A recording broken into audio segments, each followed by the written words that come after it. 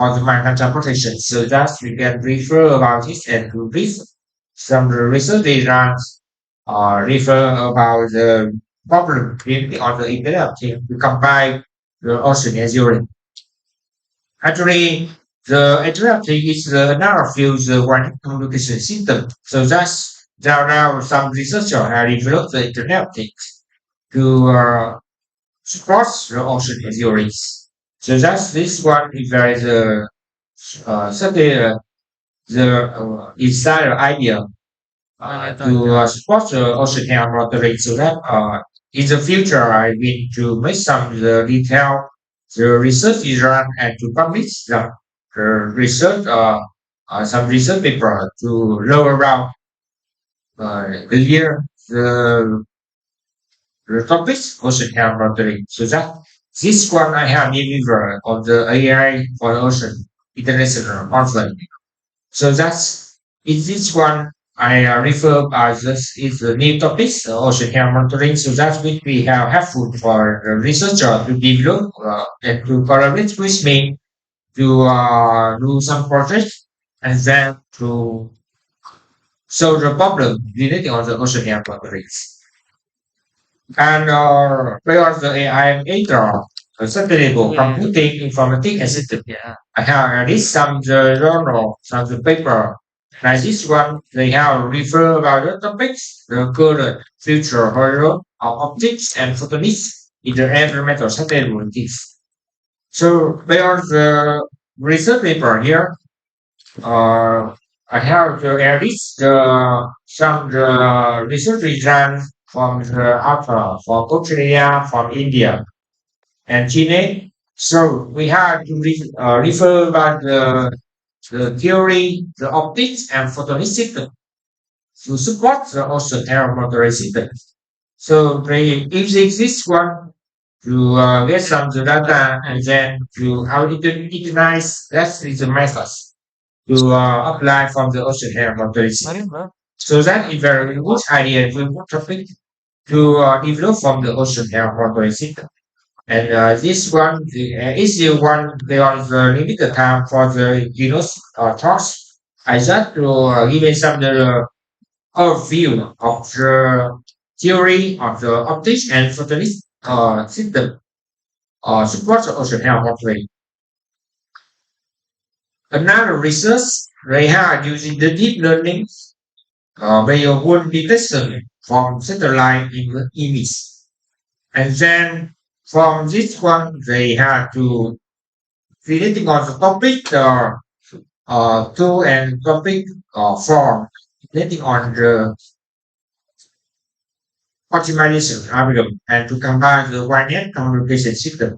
This one using the deep learning is one of the technique is so that one of the technique is artificial intelligence from the we have to using the satellite image to collect from the ocean and then to predict the to me is essentially the garbage plastic garbage on the ocean using the deep learning and combined with the word detector like word this. So that is one very the interesting research really on the um, combined to the deep learning and the one conversion system by using the image satellite image. And this one another research have referred about that evaluation of the level IBIS 9 swarm optimization. And I put the laser model for forecast thing is a monthly pre-pricing practices. So this one we have to combine this one the machine learning and the deep learning for the habits items. So this one have to develop from the model to predict the uh, uncertain the underwater interest on the ocean to have to determine the activation from the underwater vehicle and then using the deep learning and combine with the optimization using the novel harness slider. swarm optimizations. And another research they have using the fuzzy logics in the underwater vehicle communication system, and then they apply uh, from the ocean. As you can see, they're using the Fuzinosis is a theory methods to methods for offshore effects underwater application using the different system model by analyze the axis model for the solar model as this and handling the using the data handling techniques using the secure data jump from across with constraint sustainable to provide the efficiency of the development system by using the fuzzy logic theories. The fuzzy theory is as the it now is a modern information system that to help the support the ocean health and monitoring by using combined with the wireless communication system and then to make some the intelligent model for preparing the isolated dish project on the ocean and help me out to meet in the isolated objects on the underwater. Android cam client in the So Android cam client in the finally, I just to Android cam client in the conclude system my அத views போட் and அதுல download பண்ணிட்டு recommendations wifi for address copy பண்ணி இதை போட்டோம் my presentations on okay the stable international file conference. So this one, the first, the conclusion as you know, artificial intelligence. But this, இதுக்கு தனியா ஒரு வேற as you know, the Android implosion of கிளைண்ட்ல the artificial ஒரு wifi intelligence. Address show To பண்ணும் அதை copy பண்ணி this one, paste I பண்ணிட்டு very surprised அதே to உன்னை capitalize the artificial intelligence of the ocean engineering. Actually, I very horrible and surprised because that's the idea the international conference is a idea how remember Rust. This platform is the first international conference using the artificial intelligence to apply the ocean engineering. So I very surprised and then very horrible to be there at the international conference to develop the artificial intelligence. As you know, the artificial intelligence, this is another field from the computer science and applied from the ocean engineering. And the second thing is that I try to develop the optimization algorithm and the internet things to combine together to solve the problem relating on the ocean engineering, especially that beyond my I'm the leader of the ocean health modeling center. So that's we have developed the research project to solve the topics. This one had four fields in the ocean. I have to present the first part. So for this, we have published the one books related on the artificial intelligence topics for the ocean air modeling system on the Swinger lectures and 2024. And this we are organizing this year to open and to publish another speaker books relating on the ocean air modeling system. So that if you interest, you can uh, download and read some the content and research chapter on the topics on the book have published on the speaker lecture. And finally, thank you so much for giving me the time to present as the keynote speakers for the international conference on the AI on the ocean. And wish all of you success and in the topic and develop and also to get the collaboration in the with some researcher in the work to solve the problem the ocean can farming system. So that based on this in the area in the Quanta so happy either. So thank you so much.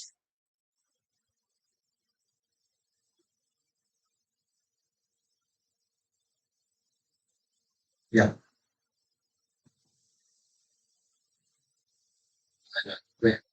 Okay. Yes. Any questions from the audience?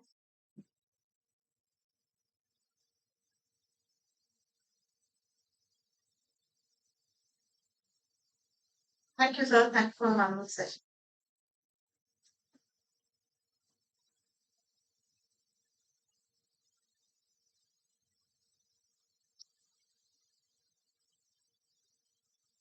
Yeah. Even my yes.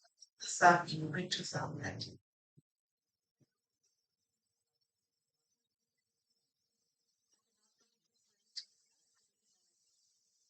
Oh. Oh.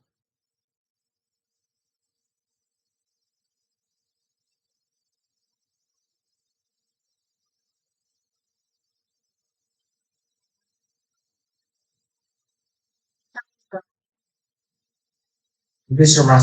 Yes.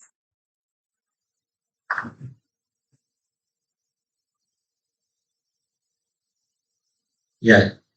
Thank you. Thank you. Thank you, sir. Thank you, Patrice. Yes. Thank you. Yeah.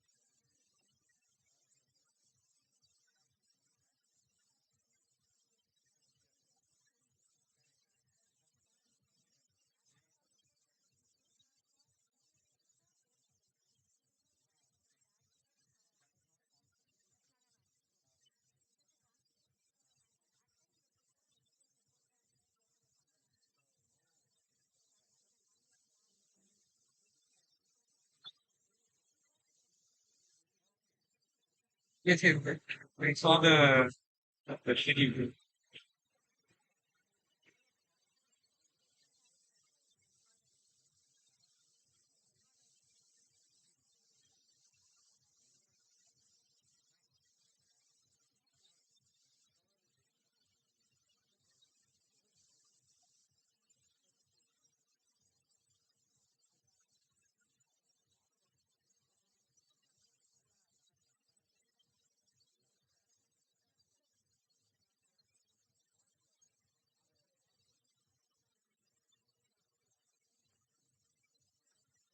Camera option software தான். Same வந்து மொபைல்லயும் லேப்டாப்லயும் சொல்லிருக்கும்.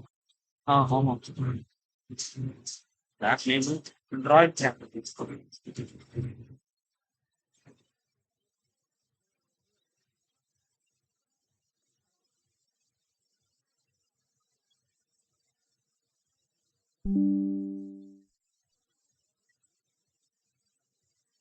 Everything is to வைப்பு வந்து வைப்பு கணக்கு சொல்லணும். நம்ம TRAI game download பண்ணிட்டாலே உங்களுக்கு ஒரு ஐபி அட்ரஸ் அண்ட் எவ்ரிதிங் வந்து சொல்லணும். அதை எடுத்துட்டு வந்து இந்த ட்ராய் கிளைண்ட்ல வந்து நம்ம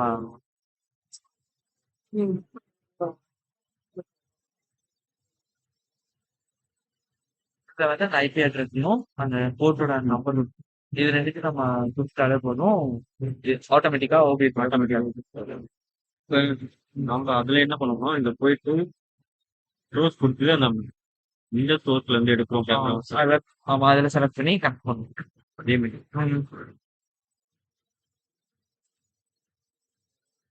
இது இந்த கேப்சர் வீடியோ கேப்சர் ஆமா வந்து டிவைஸ் செலக்ட் பண்ணுவோம். ஆமா யூஎஸ்பி அப்போ வந்து இதுல எனக்கு புரியல நீங்க சொல்லுங்க. அந்த வீடியோ கேப்சர் இருக்கு. ஆமா வீடியோ கேப்சர் செலக்ட் பண்ணிட்டு ஓகே கொடுத்துட்டு அந்த டிவைஸ் இன்புட் வந்து எதுல இருந்து வருதுன்னு சொல்லிட்டு செலக்ட் பண்ணுவோம். ஆமா வரப்ப இதுல செலக்ட் பண்ணுங்க என்ன ஆப்ஷன் என்ன நீங்களோ மோஸ்டா அதுல பண்ணல என்னால எனக்கு இதுலயே பண்ணி இந்த இன்புட் எடுத்துட்டு வந்திருக்கேன். இப்படி எடுத்துட்டு வந்து senior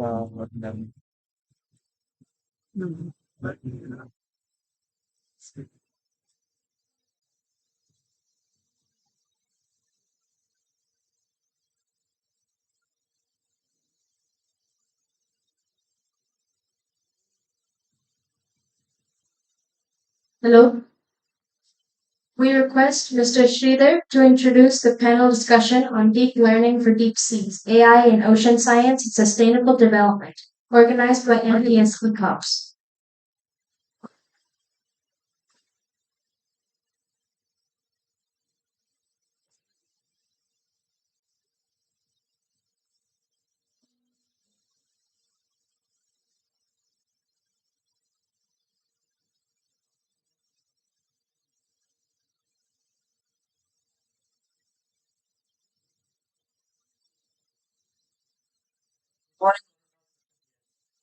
How MPS Early Career Ocean Professional member and the president of IAHR Southern India Professional Network. It gives me a immense pleasure to welcome you all to the third day of International Conference on AI for Oceans 2025, hosted here at SRM ISC. So now I invite all our dignitaries on. Today we gather for a very important panel discussion titled Deep Learning for Deep Seas, AI in Ocean Science and Sustainable Development, jointly organized by MPS ECOPS and IAHR SIYPL. This panel discussion is more than just a conversation. It's a call to an action for the next generation of ocean leaders. As ECOPS, we are not just witnessing the transformation in the ocean, uh, we are shaping it. The intersection of AI and marine science presents an extraordinary opportunity for young minds to contribute meaningful for sustainable development. So it's my absolute pleasure to first introduce the moderator of this session, Dr. Abhilash Sharma Somajila, Assistant Professor, the Department of Ocean Engineering at IIM Madras. He holds a PhD in Ocean Department from Texas A&M University and dual degree from IIT Kharagpur. His research area includes marine autonomy, underwater robotics, system identification, nonlinear dynamics, and integration of AI into marine systems. He established and leads the Marine Autonomous Vehicle Laboratory, where his research team develops and tests reinforcement learning based control system for autonomous surface vessels. He serves in the several key leadership roles that position him in the forefront of the marine autonomy research. He is the co-chair of IEEE Oceanic Engineering Technical Committee on Marine Autonomous System and deputy editor for Journal of Marine System and Ocean Technology. A passionate educator and researcher, Dr. Abhilash is known for bridging academic theory with a real world innovation, making him the perfect person to guide us through this today's conversation. Thank you, sir.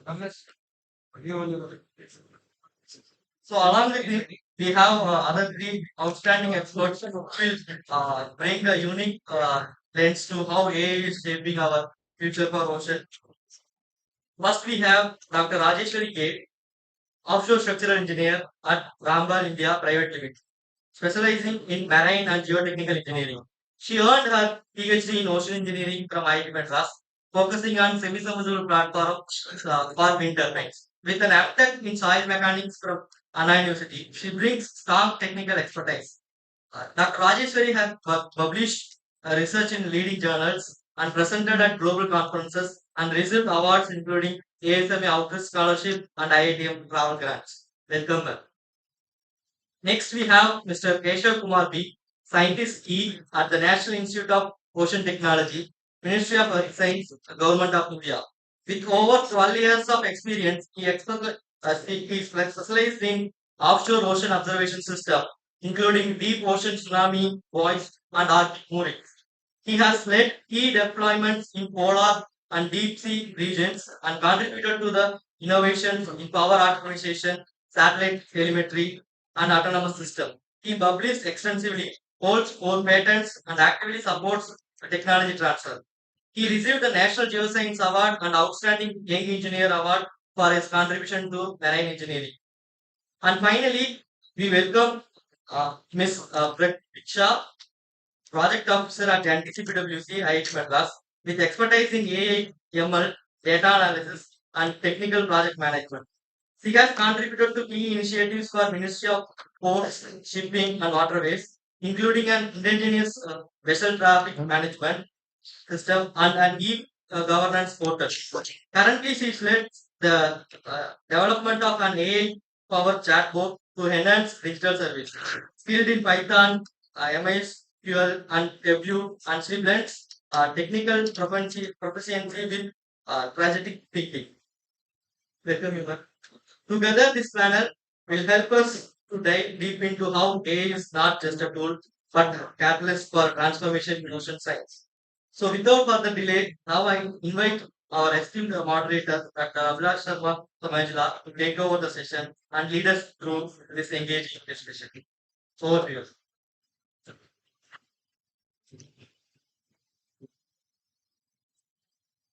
Hello. Thank you, Sridhar. Welcome all for this indeed interesting session on deep learning from for deep seas, AI in ocean science and sustainable development. It is organized by MTS and IAHR, Young Professional Societies. So this session is primarily aimed towards or geared towards young professionals or budding young students who are going to be joining the workforce soon enough. And hopefully, the idea of this session is after going through the interactions with the panelists here, you will get a much more idea on how the career transformation can happen and what sort of ways you can look at going towards this sort of a career in the oceans, deep, which keep deep learning as well as latest technologies at the core, but while still maintaining a good application in the ocean environment. So I welcome all our panelists here. So let's get started with it. So I'm thinking that we will general questions first with each of the panelists, and followed by some specific questions in your own domains. And probably around the last 5 to 10 minutes, we will leave open for the audience. If somebody has from the student section, especially if they have some questions regarding careers and things. So let's get started.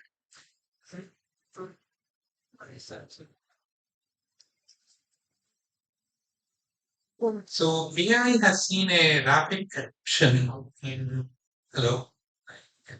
So AI has seen a rapid adoption in healthcare technologies or automotive systems quite a bit, and even in finance and transportation. So, what do you think are the unique challenges that make integration into ocean science or ocean engineering more complex, or what do you envision as the challenges when we want to deploy these things for the oceans?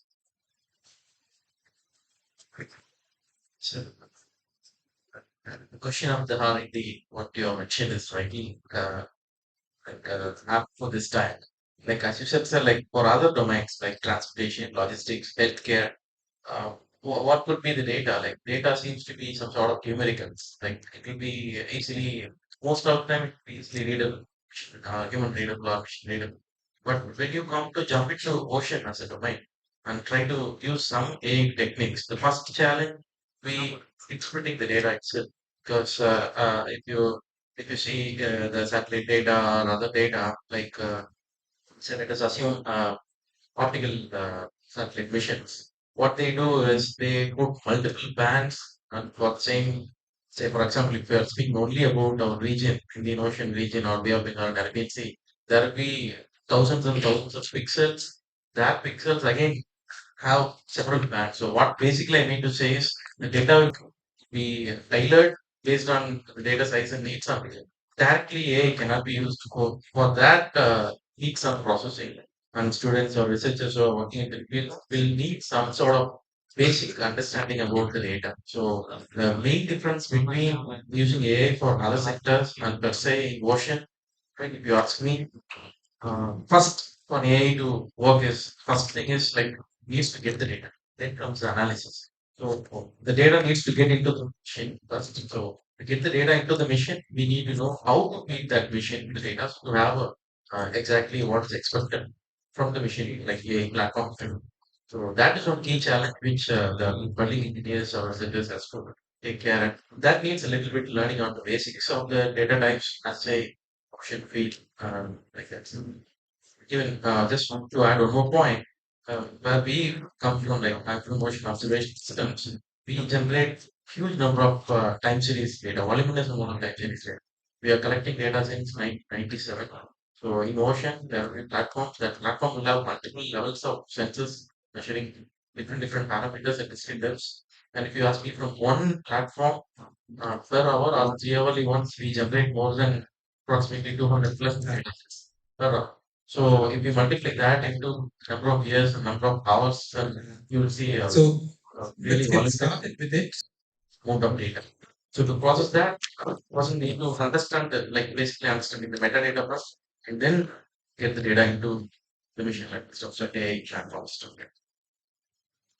Yeah, so completely agree with Mr. Keshav. So, I'd like to add on few more points to it. As said, data plays a major role here.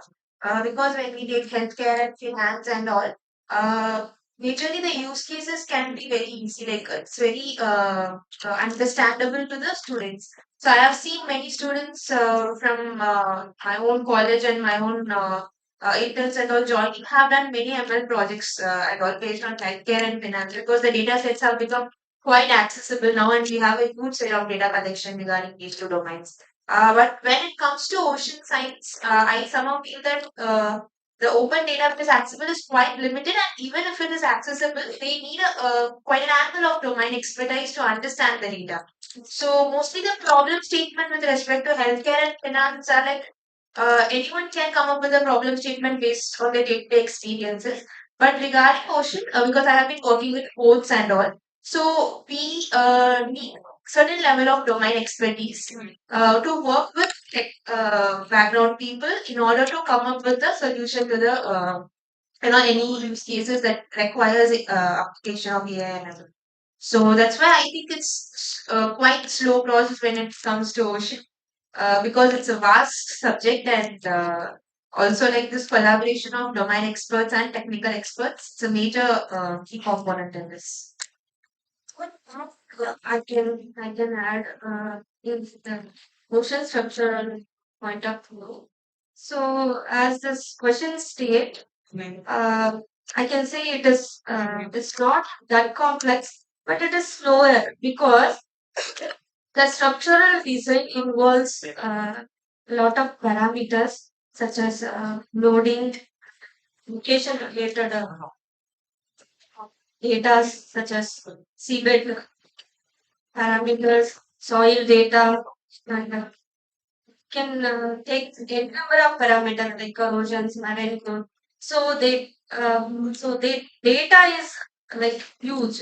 So that's why it's like we can say it is complex and slower, like to embrace the AI into the oceans. But it's already started. Uh, where it's going good, I can say. From industry point of view, we already started using extensively AI, and it's going. Yeah. Thank you. So if I can probably summarize this a little bit. So looks like the vast amounts of data are available, but the amount of data, the type of data which is available is not readily interpretable as you would see in a healthcare or a finance sector. And mostly in the healthcare or a finance sector, you'll see a perspective where you want to draw analytics out of it. But here it may involve a lot more before we are ready to draw analytics because you might want to interpret the data and understand the physical processes behind it before we are actually ready to use the data in a conducive way to draw inferences from it. So, thank you very much. So, we'll move on to the next perspective. So, from your own perspectives, how can professionals from non-marine fields, especially like computer science or an electrical engineering graduation or data science, be better integrated into the ocean domain to accelerate innovation in the ocean? So coming from an educational background like was in IIT Madras, we have taken few initiatives and steps regarding this interdisciplinary approaches. For example, we have introduced few dual degree courses. So let's say if it terms of marine, like ocean engineering, we have few papers from computer science, electrical, everything is coming in there. And we have certain ocean related courses where there is more, inclined towards the AI and ML application related things. It's just not about AI and ML. We do also have like MBA in oceans now. Like we have one MBA courses launched for ocean professionals.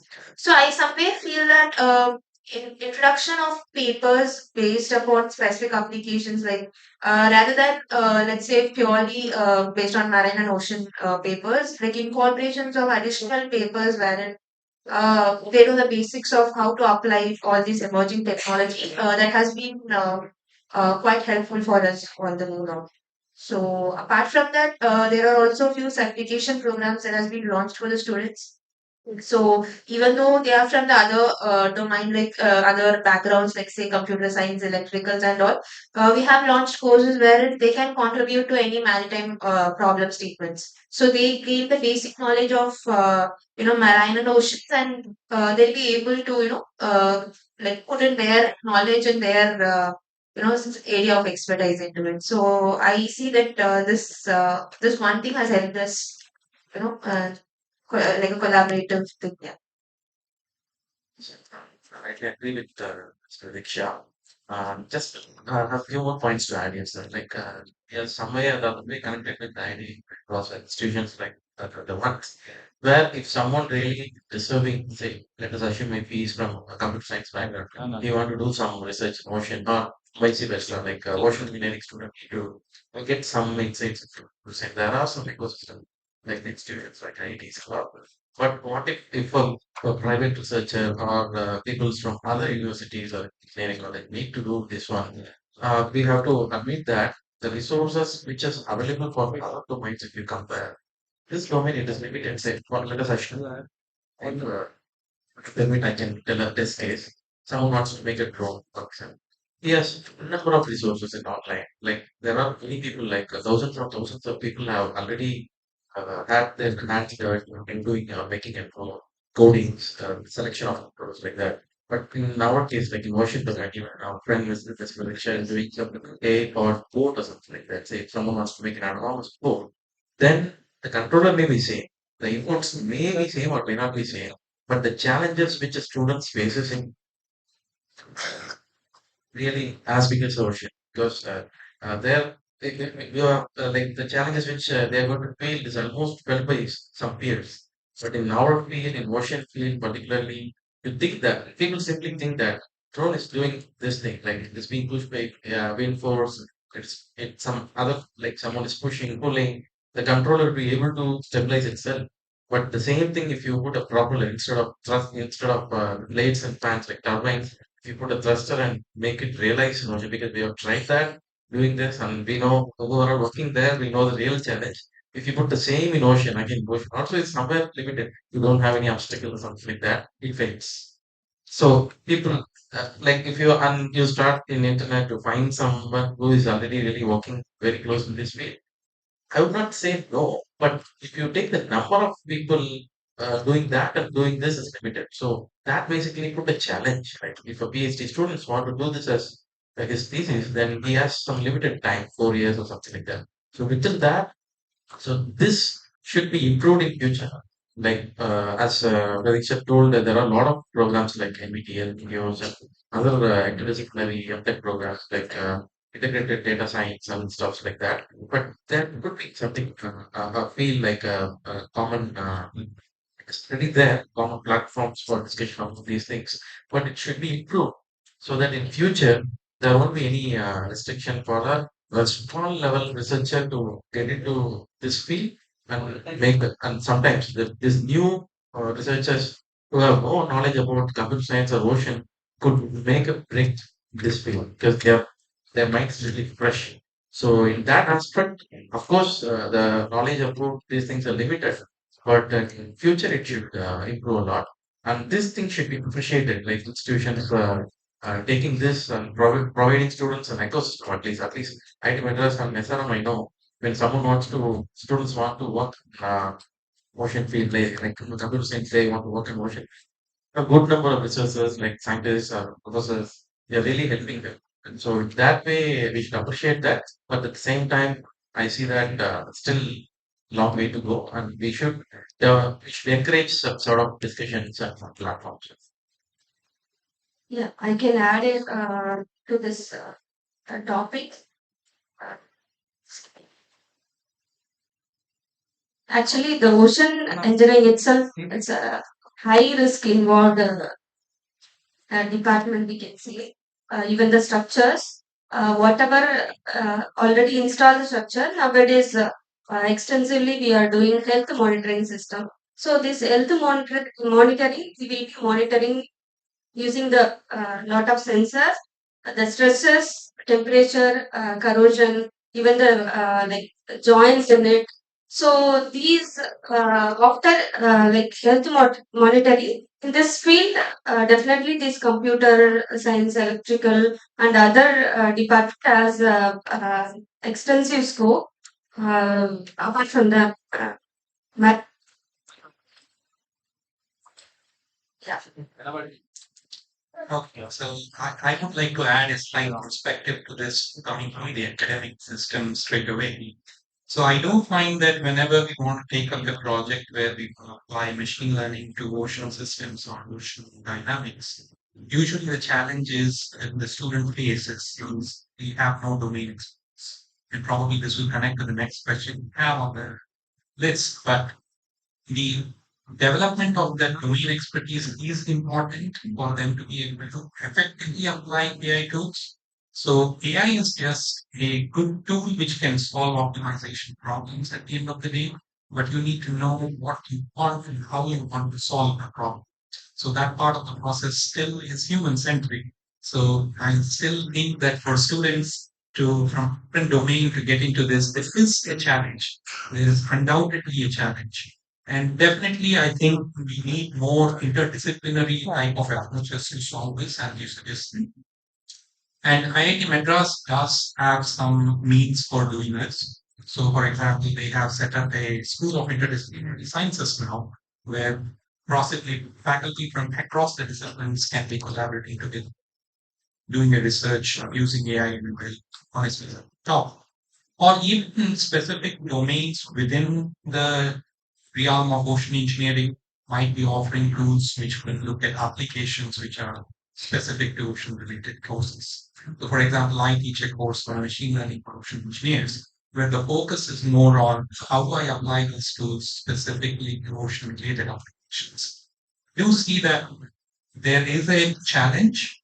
It's not as easy as it is to go into some other domain using data science as it is to go into ocean So there are some ways to go about it, but I definitely feel that there is some improvement which we can see along the way. Okay, so I'll go to the next question, which kind of led from our second question onwards. So there's often this gap in the domain between the AI researchers and domain expertise. So what practical steps can be taken to bridge this gap and ensure that the AI solutions are both technically sound as well as that they are relevant to the ocean? Yeah, I just got this first.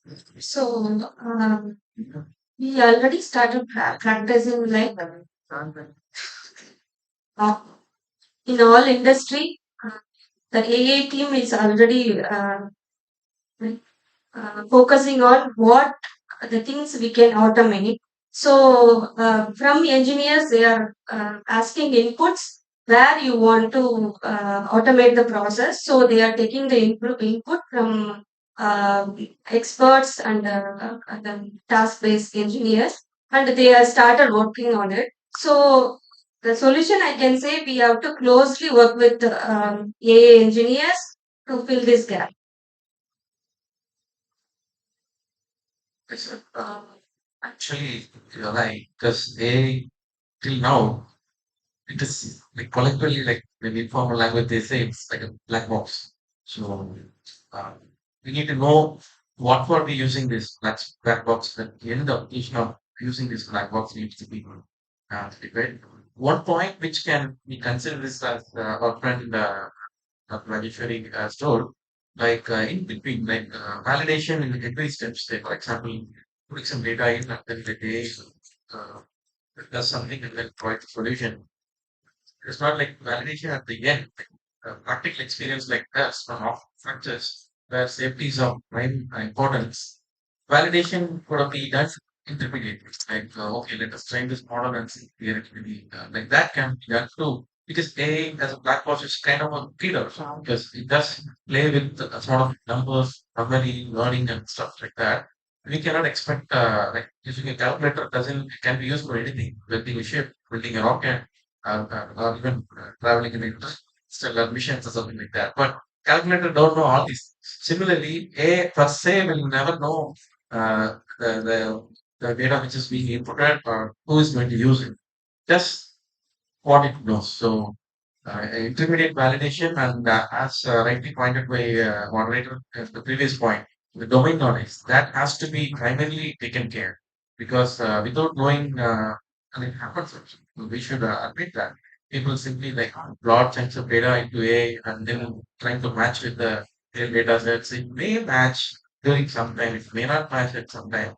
Like when we say about constant data or time series data in any motion parameters, what it does is take all the data, put into machine learning or AI stuff, and then let us get some result. It will match at some point and it will not match at some point. And people claim that it matches, that's a really good job. But that has to be interpreted accordingly by the experts with domain knowledge to ensure it does the correct thing.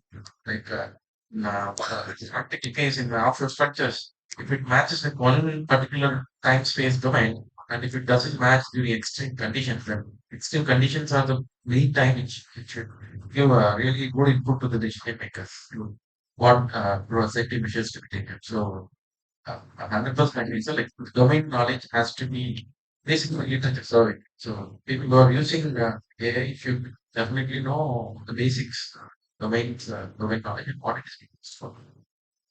Yeah, so Sir has mentioned, like we had one similar experience in one of our projects actually. There was a project wherein we have to measure the tidal levels and forecast the tidal levels. So therein we had a very good team of young budding developers who had also experience and all. So fortunately there was one package in Python which was like open source already. So they were able to deploy it and they were able to take results out of it. But where the actual issue came up was that in case if our hardwares and sensors at the field didn't transmit data or else they fail, so there is no return. So how is the forecast going to happen? So the forecast happens based on the training data set. Now, what happened during the real time data? This is a real time, forecasting project. So there, the team got stuck.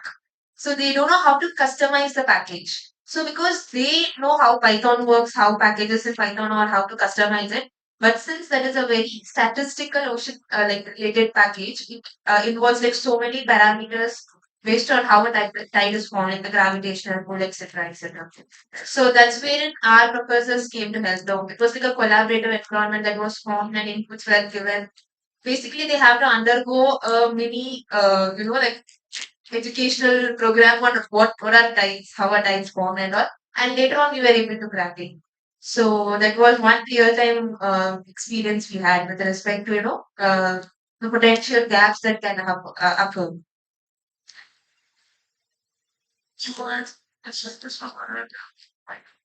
Which, as rightly said, it is difficult because keeping these points, we cannot kill this technology. So it is common to learn and then like even practical examples I could say is companies like Boeing is learning. Like before, like few years back, they had issue in the MCAS software, which does the main like the manual control of the system.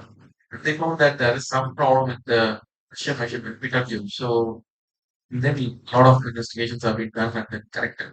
Similarly, even big players are learning from these kind of mistakes. Similarly, as Pritchard told, this is also a learning phase. So this has to be encouraged and even failures, of course, during some situations, failures cannot be tolerable. But we are in the learning phase and absolutely we have to engage more people like us, as you said, some new anybody may have done that. We should teach them to learn from that mistakes and then leverage the benefits of them. So I'll definitely agree on that count. So one caveat here though, that when we work with simulation data, things work very perfectly most of the time. But when you actually want to use realistic data sets or real data sets, that's when you see a lot of trouble happens, as you mentioned. There are gaps in the data, like about it. These questions don't come up when we look at simulated exercises. So it's good to learn on the simulated exercises, but at some point we have to migrate to real data. And that's when a good learning opportunity presents itself for us to actually bridge this gap between what the AI engineer understands and what the domain we start. Because I remember from an offshore structure perspective, a colleague of mine was looking at structural health monitoring, and they were collecting data sets from live from the offshore structures in the Gulf of Mexico. And they used to have sometimes the sensor would malfunction, and you just would get the same reading all throughout. And it becomes a big challenge as to how to handle that aspect properly. And unless you post process it properly, you can't get good inferences from modeling. Okay, so let's proceed further. So, what do you think are the most significant challenges that you have encountered in applying machine learning to marine systems? And how can early professionals overcome these challenges? How can you help them guide over these challenges, so to speak?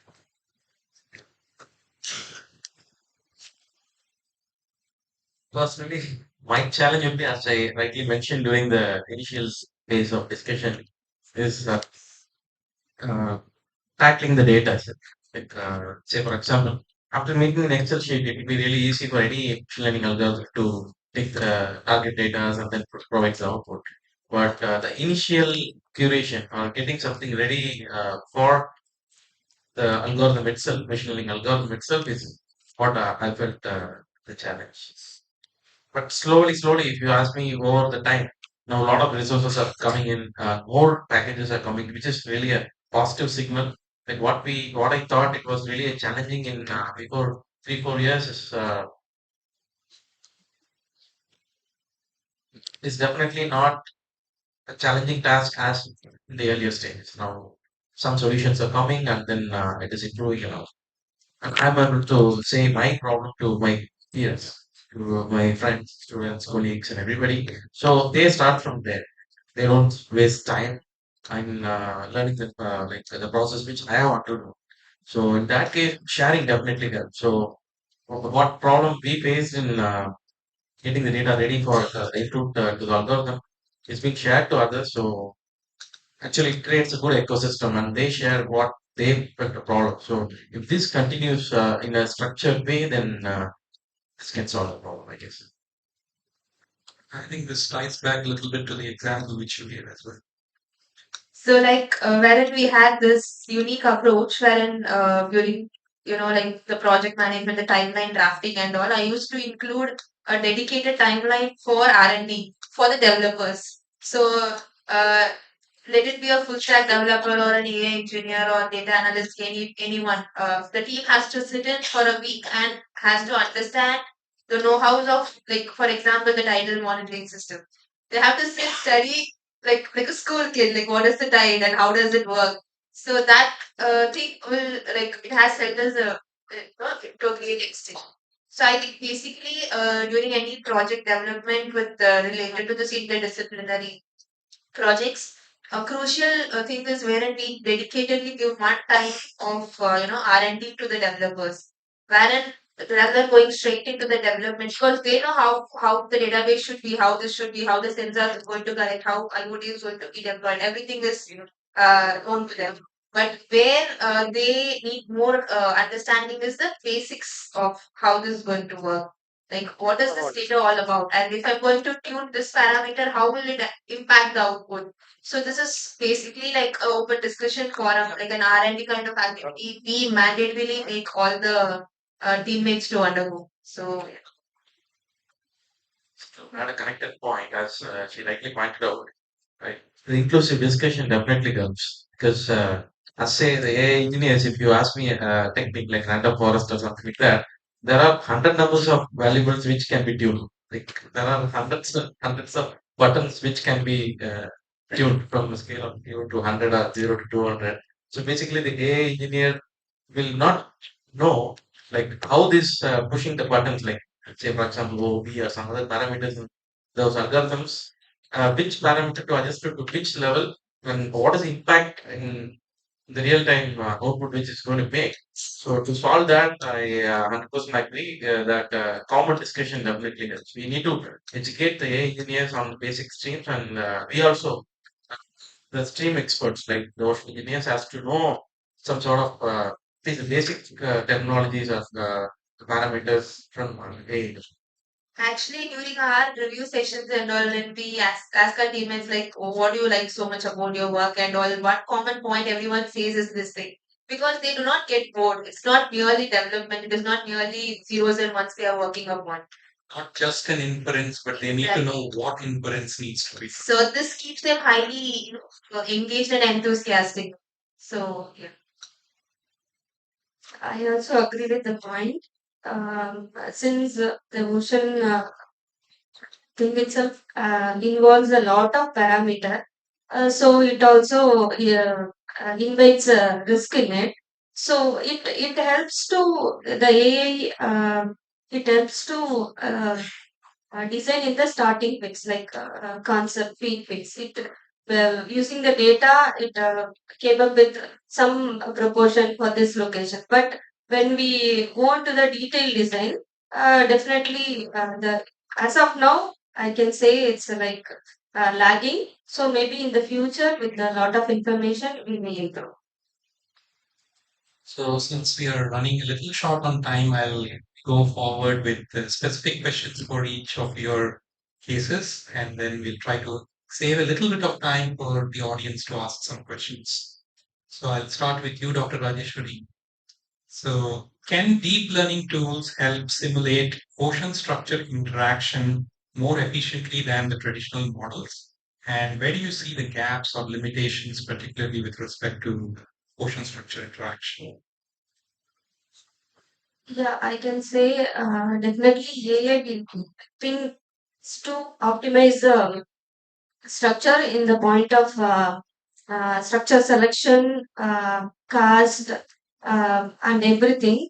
Um, so when uh, uh, like saying optimization, it can viewing in the point of view the metocean data. So the metocean, if you take metocean data, it's completely statistical.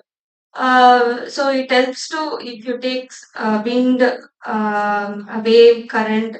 So for the extreme wave condition, especially nowadays, we are looking for the 10,000 waves also to consider, especially for the air gap, to select the like take off the platform. So these interference are make used by the AA engineers, I can say. Similarly, when we want to compute the fatigue life of the platforms, it also helps to the health monitoring. So then the AI comes into the picture. So there are a lot of uh, the computation related informations are needed for the marine structure for the improvement. The gaps are there because it has a lot of risk involved in it, since loading itself um, is not easily, I can say, predictable. It's non-predictable because it's a nature, something getting expect storm. Uh, so due to the climatic change, uh, so we can expect unrealistic information. So I can say so lot of things are involved with it. AI is definitely useful in ocean engineering design. I probably will add on to it a little bit. So when we use models or let's say finite element models or any of that sort of things to analyze the response of the structure, we get to some part of the answer correctly, but there is always a part of it which nature does, which might slightly differ from what we have predicted from simulations. So with the advent of AI now, it's possible to see what is the difference between our model versus what we see from experiments, and can we improve our modeling using these AI tools. And I think a lot of effort has been going, especially for a lot for offshore structures, in seeing how that gap can be bridged really well. So, what advice would you give structural engineers who are just about starting their careers? And how could they bridge that knowledge between the being an AI engineer versus wanting to work in a structural engineering domain? What advice would you provide? Yeah, definitely. I can say now for the complex marine engineering problems, we are still relying on the CFD and the FEA problem. It is very computationally expensive.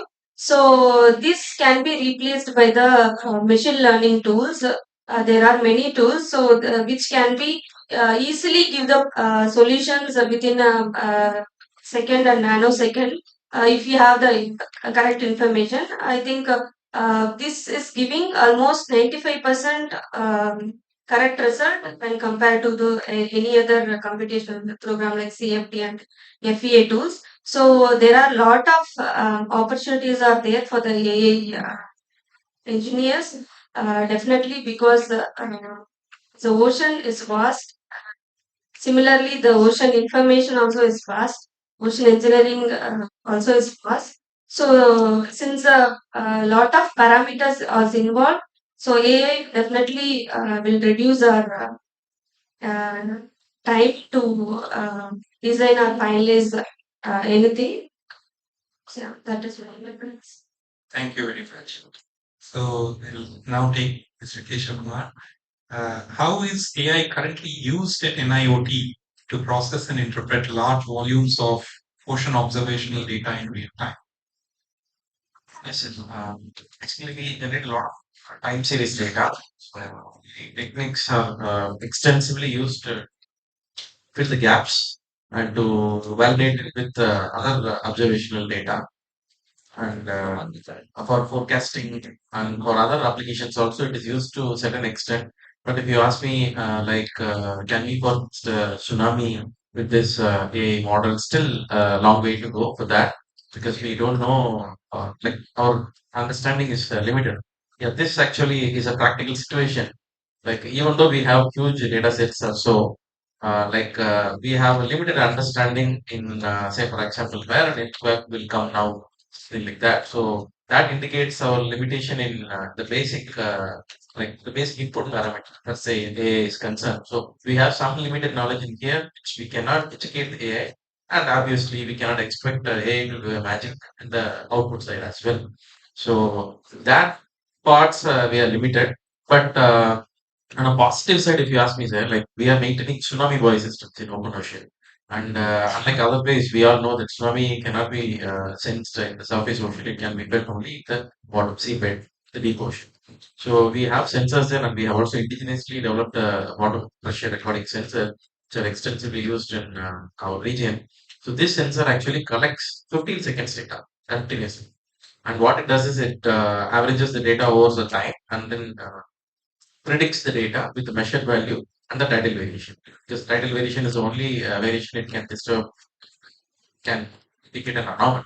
So we were been collecting this 15 seconds data, and the application of this data is if there is any anomaly between the predicted value and tidal variation, then it will get into alarm mode. So we have a huge number of data wherein like we can say post A era, pre A era, pre A era.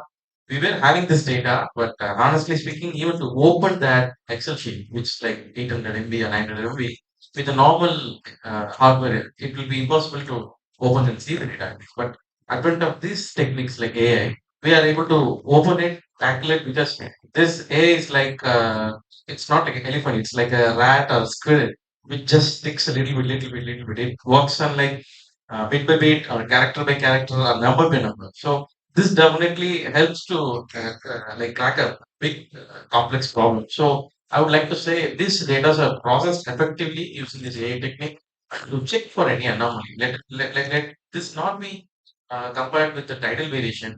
Is there any problem in the data itself?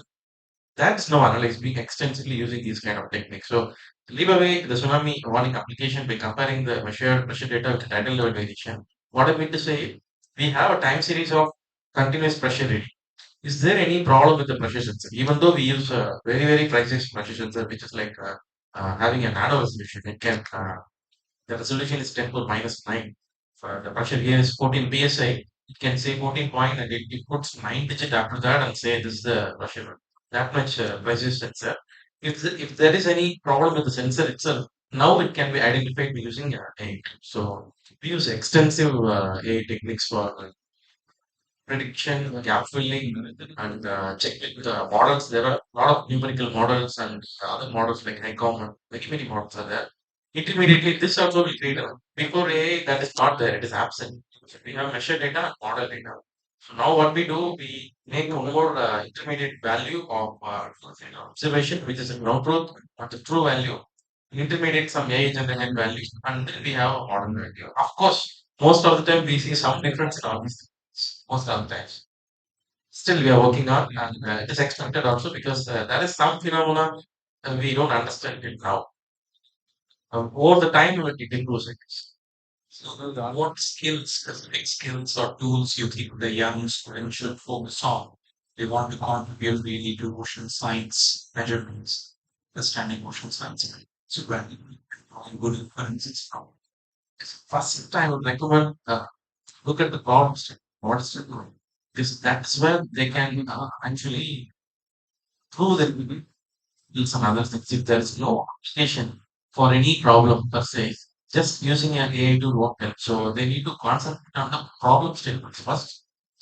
In the problem statement, they would see what are the available data, then select the right tools. But this has to be the tools rather than sometimes what now happens is I have this data, text data. Let us put into a yeah, algorithm, which is huge. There are so many algorithms day to day. I think once in 3 months or so, there is new versions, new tools, new way of AI interpretation is coming out. So that is also ultimate data. And at the end result, it does something and gives an result. People to match their output for problem statement rather than if they choose problem statement first, and then come back to the available data sets of elements like significant variables, basically in machine learning language, and then select a proper algorithm which can solve this problem. Could be a just, and they should actually already discussed in this discussion, so like we should learn basics, the data types and other stuff. So that Thank you, Ms. Pradiksha.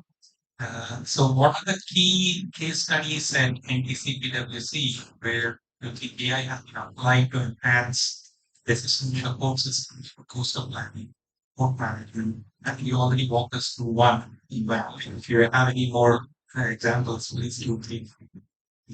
Uh, there are like 4, 5 case studies which we are currently working on. One would I would really like to highlight is our indigenous vessel traffic management system.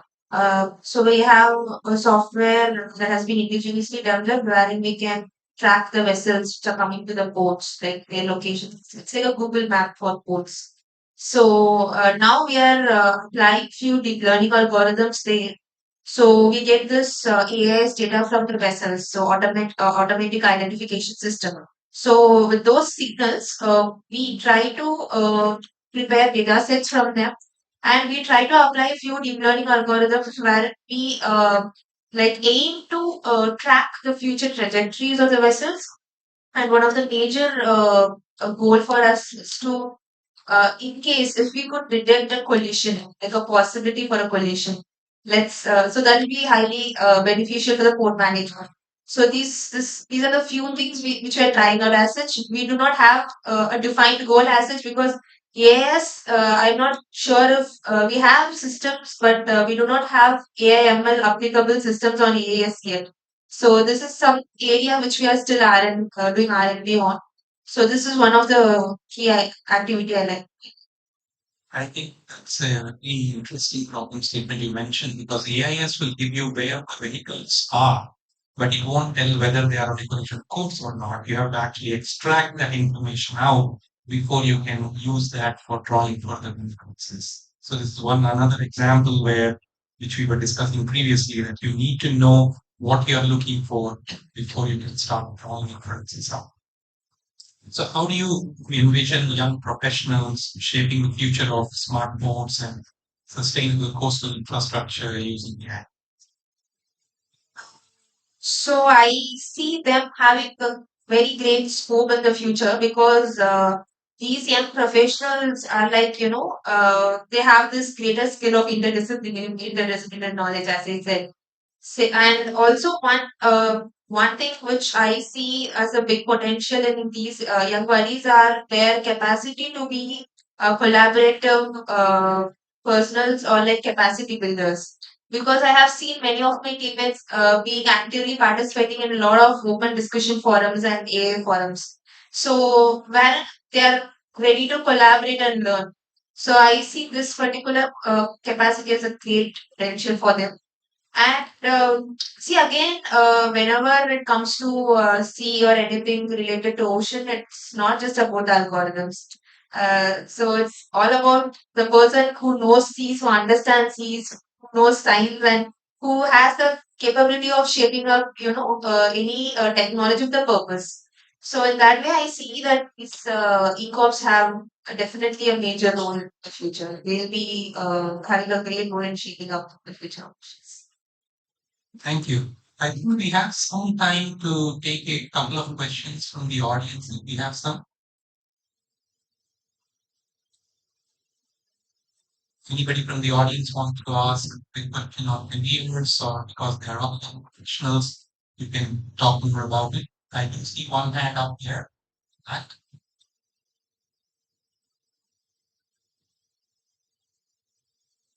Hello. Yeah, my name is Avin. I'm from IIT Madras and I'm taking ocean technology. Currently, I'm doing project with Ocean Observation System Department, where I am. We are gathering data from IoT. So I analyzed various meteorological parameters like pressure, temperature, wind speed, relative humidity. And in that pressure temperature results are fine. I am using Power BI data and using deep learning algorithms like LSTM and other algorithms like Arima, Sharima, XGBoost. But in case of wind speed, due to sudden wind increase, decrease, or pumps, the results are not that good. I am getting 20% error. So I want to advise when we are using like wind speed and other parameters, deep learning algorithms are not going for good results. But in case of pressure temperature, it is showing good results. So how I can approach, because when I was presenting, it is showing 20% error. So the panel members are saying the result, your algorithm is not good and you have to improve it. But due to weather conditions, I am not able to improve it because readings are not correct. So how can I approach that problem? Yes, sir. Mr. Amit, as you rightly pointed out, if you see the scale of variation of pressure, say for example, it doesn't vary much, like from 980 hectopascal to 110 hectopascal, something like that. So basically, it is advantageous for the AI algorithm to play within this value. Like delta HPA, if you ask me, it is like 30 HPA is what you're going to play. And if you ask me, we have data from 1997, and also you can take data from Siemens or other Copernicus and other websites from 1800s also. All these years, this data won't, the delta HPA won't vary more than 50. But in case of other parameters, that is what in this panel it was rightly discussed under the guidance of moderator, that the domain knowledge has to be taken into account while developing these things. But wind speed, if you ask me, it is a dynamic parameter. During cyclonic conditions, sometimes it will exceed the measurement range of the sensor itself, goes somewhere. So that is a dynamic parameter. So accordingly, knowledge about the variation of wind speed as well as the AI algorithm has to be tuned a little bit. The scope is at both ends. Like if you ask me, there is no scope for measurement. No, there is a scope for measurement technique, basic measurement technique as well. So you have to learn more on the basics, and then also AI algorithm also, like your viewers have said, your algorithm has to be improved. It's also true. Yes, your algorithm has to be improved. So this is what practical problems. We have to contribute on both the sides, from basics as well as the. I'll give you a little more hint on this. When it comes to wind speed, it's just not a variation at one time scale. There might be intermittent gusts, which might be varying only over a very short time scale. But then there may be seasonal parameters, which may vary over the seasons. And there may also be parameters which are varying in a longer term beyond that as well, which climate change and other things will be part of. So when you are trying to deal with the data, as he pointed out, one aspect is you want to definitely look at more measurements. That definitely helps you improve upon it. But at the same time, some problems may have this idea that you have different time scales and you may need different models for different time scales at times. So it's not one problem, one solution for all problems. And you have to customize it quite well for specifically the problem that you have at hand. And it's not necessary that you be able to find it in the first place. Yes, I have one more query. Like there are certain wind gusts in between the data. So can we remove wind gust and put that algorithm? Because if sudden wind speed is 2 meter per second and due to wind gust it went up to 8 meter per second, the graph variation is too much high or low. So can we remove that extra and then we can keep with the algorithm? Definitely no, because oceanographers, if you ask, they need both. Like, and there are other applications involved in it. Why it is measured, there are other reasons for that, like as mentioned, climate change and other applications and all there. So you cannot take an advantage like leaving this data. Then possibly what we can think of is only doing a regional model or a time-based model. Say for example, during non-monsoon season, my model works perfect. Actually, that is a good way to start. If you, as I said, that there is no one solution for all the problems. Okay, so you can actually claim your model to be really good during, say, for example, from January to March, my model is good in Bay of Bengal region or Anamisi region for any years. You can validate. Like that, you can actually split the time space domain and claim If at all, if you include the monsoon season, then you're going to have huge number, and these gusts and all will be very huge during monsoon period. So you're actually stressing the model a lot and asking it for solution. It's like asking a first class student for solving a very high level scoring equation or something like that. So you can actually start with some limited aspects, train it, prove it, and then prove it. And this comes back to what we was discussed in the panel, that you really need to define your problem statement well in terms of what inference are you looking to draw will determine what sort of data processing is okay with it. So, Yes. thank you so much. Definitely, I want to add point here. As you asked, can you remove the gust? Gust is very important for designing the wind turbines. So we will be deciding the which turbulence model based on the gust only. The average wind speed, as you said, will not vary much, but gust plays a major role. So based on the applications, the data again plays a major role. So your algorithm also will be depends on where your data going to. So if your data going to be Meteocean for the wind turbine, definitely this plays a match. No, you can't eliminate that. Do I have one more question? Last question, the audience. Right here at the front.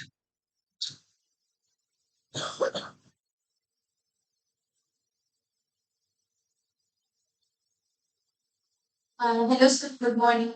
So my question is that how other engineering domain students can connect with marine experts for their projects.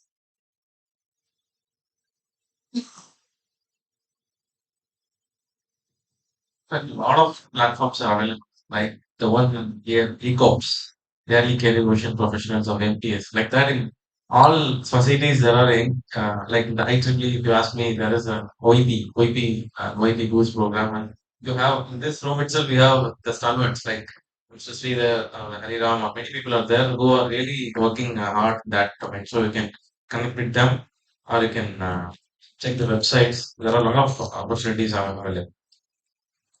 In addition, there are a lot of online tools also available. So you might want to check up NPTEL if you want to really have a build a strong fundamental basis on ocean related systems. NPTEL has a lot of courses on that. And that's one place to get started on domain expertise. But you obviously for data science, you do have a whole lot of resources out there. Okay, thank you very much. So that brings us to the end of this session. I thank all our three specialists who have been here to share their experience. And if any professionals want to with them, please do try to work with them. The networking breaks, and they'll be happy to help you out with them better. Thank you very much. Back to you, Sridhar. So before I start, like last question about this ECOPS and all. So MTS have some part called ECOPS Early Career Ocean Professionals, particularly for who's about to graduate and who's having a less than 10 years of experience and who's transforming from students like sphere or something like that. So it will help you to learn like what you need in your career like that. So specifically for an early career professional, like that you have IEEE networks. And also IHR also have young professional network. And also ISME have early career engineering program committee. Like all societies have some committee for young professionals and human engineering panel. Like these are some limelights for next 2 3 decades, I guess. So please, if you're interested, please involve in e-talks and professional uh, like sessions in future. To thank you to our amazing panelists and moderator for such thought-provoking and enlightening sessions. The ideas shared today have undoubtedly laid the groundwork for meaningful innovation and collaboration in ocean science and community. As we approach the close of this impactful session, now I invite Mr. Hariram and Vice President of IHS Southern India Economic Letter and FTSE Club member to deliver the vote of thanks.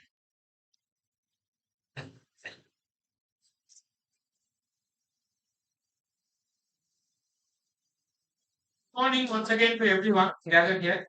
On behalf of IIHR Southern India Young Professional Networks and MTS ECOP, it is my honor to extend my sincere and heartful vote of thanks to all those who made this panel discussion very successful. I also thank our wonderful, first and foremost, my deepest gratitude to our moderator, Abhilash Sharma Somajuna, for steering the session with such clarity, depth, and enthusiasm. Your ability to bridge AI and ocean science has brought immense value to today's discussions. I also thank our wonderful panelists, Dr. Rajeshwari Balaji, Mr. Kesav Kumar, and Ms. Pradiksha, for the inspiring insights and real world perspectives. Your experience and ideas will continue to resonate with all our young professionals. A special word of appreciation goes to our organizers, Dr. Venkatesan and Professor Preeta Rosalind, for their tireless and efforts in making this event a reality. Your leadership and visions had motivated us all, ma'am. We would also like to express our sincere thanks to the entire organizing committee and to MTS India section for providing us this valuable opportunity to collaborate and bring forward such a meaningful event. This platform likes that empower young professionals to grow, content, and innovate. And most importantly, a heartful thank you to our mentor and advisor, Professor S.S. Sanasiraj, for this continuous guidance and unwavering support throughout the planning and organizing of the event. Last but not the least, I thank all the volunteers, students, and the attendees for making this event a memorable one. Let's continue working together to harness the power of AI for smart and more sustainable ocean future. Thank you once again to everyone. Before concluding the session, as a small gesture of appreciation, we now present mementos to our moderator and panelists. So I'd like to invite Mr. Hans Franz from MTS, Professor Peter Roslin, and Mr. Sridhar Krishnamurthy join me to facilitate our this.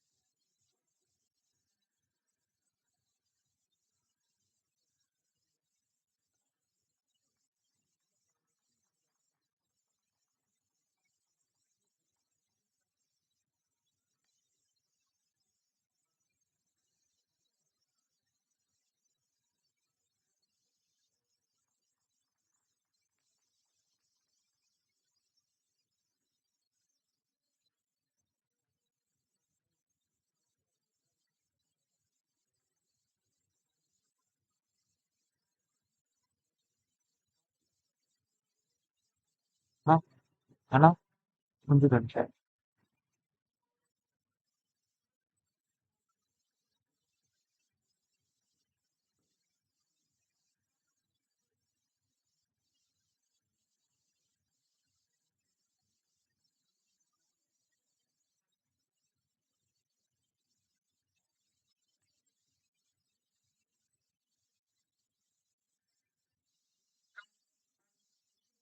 All a wonderful day ahead. Thank you. get get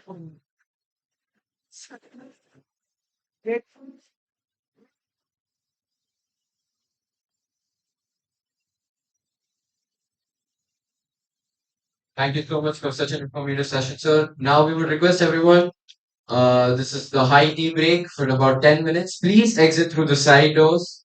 Thank you so much.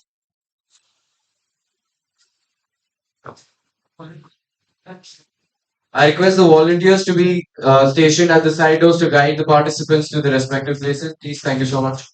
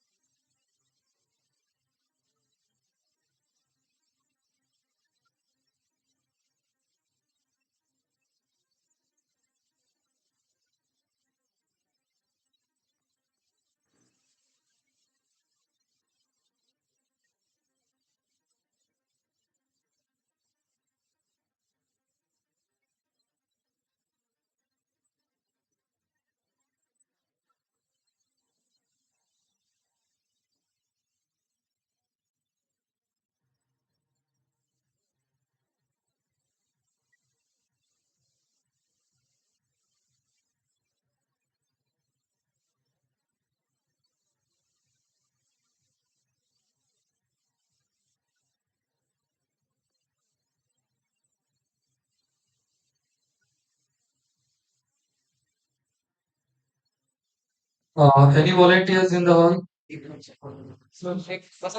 I need two of them. Kamesh, Madan, please.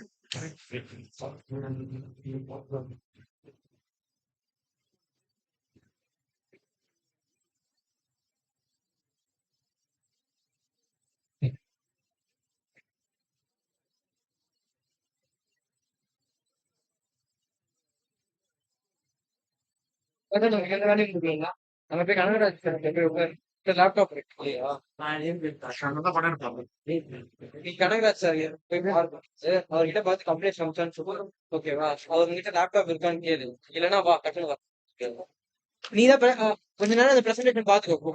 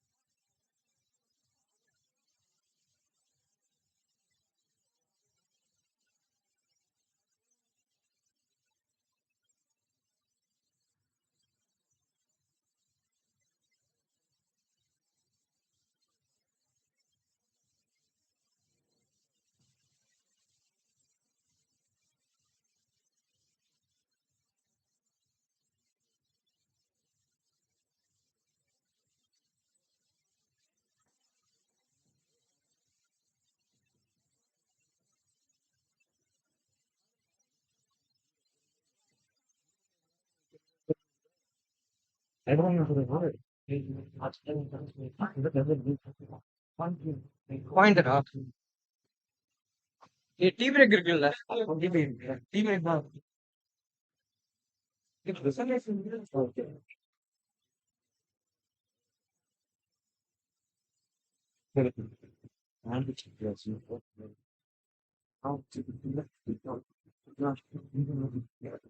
Laptop பத்திரமா கொண்டு முடியுமா ஐயா laptop பண்ணி போடுங்க அந்த laptop இதுல கொண்டு tea குடுத்துருங்க என் லேப்டாப் தான் கனெக்ட் பண்ணும் பிபிடி எல்லாம் தான் இருக்கு இல்ல இல்ல அது நான் இப்போ அதுக்கப்புறம் ஏதாவது பிரச்சனை தெரியாம போயிடும் ஒரு நாள் புதுசா இந்த தான் நான் சார் கிட்ட பேசிக்கிறேன் இருக்கா அவர் அமிச்சிட்டாரு நினைக்கிறேன் நான் பாத்துக்கிறேன் அங்க தோட்டு போய் இந்தா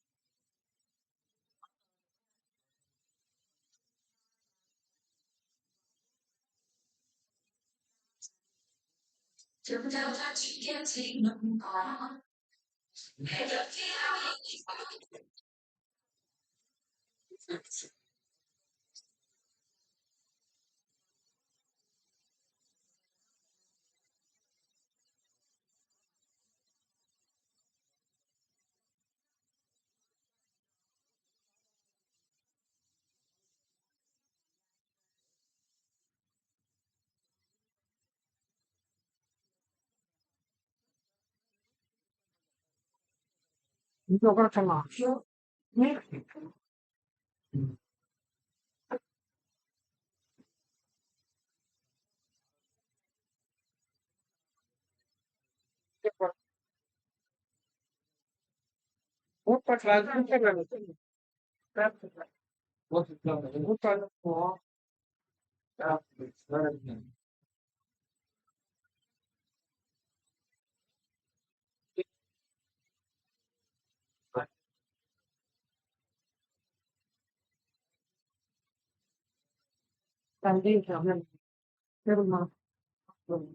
You have to look for the paper ID presentation that you For info, I gave already the people. the instruction that happened during session after the seminar with paper ID have to go to which one? So far, This is for many hall. For many hall, what? I think that that's good.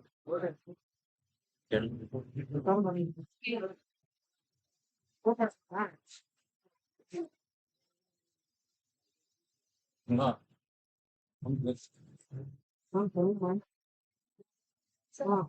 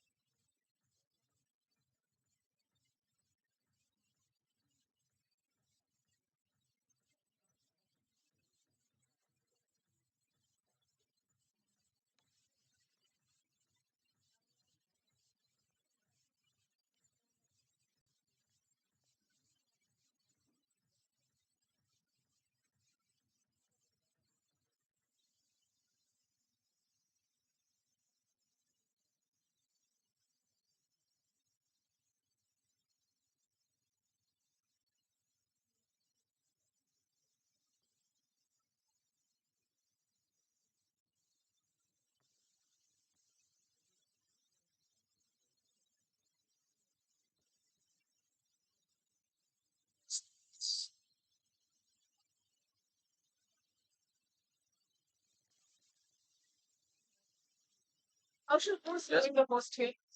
Who's the most careful? Something that is promote your friends. Something that's giving you fun.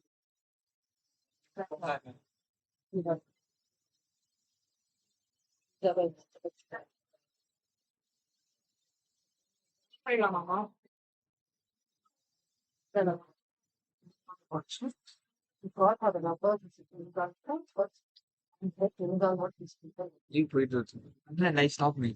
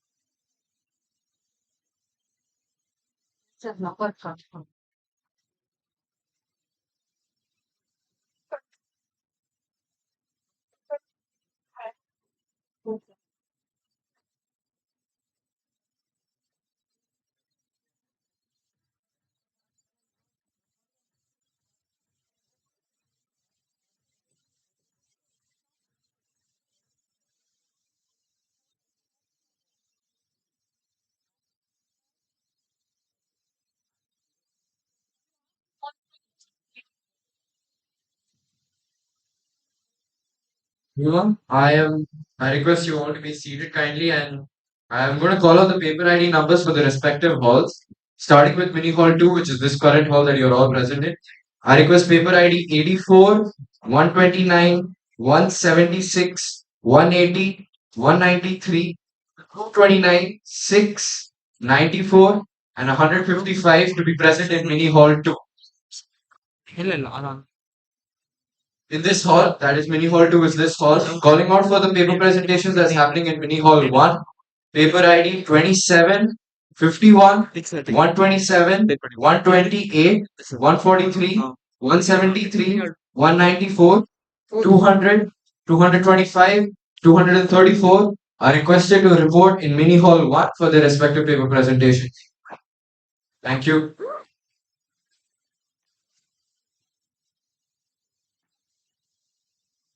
Session chair ಹೊರಟಾಗ್ಲಪ್ಪ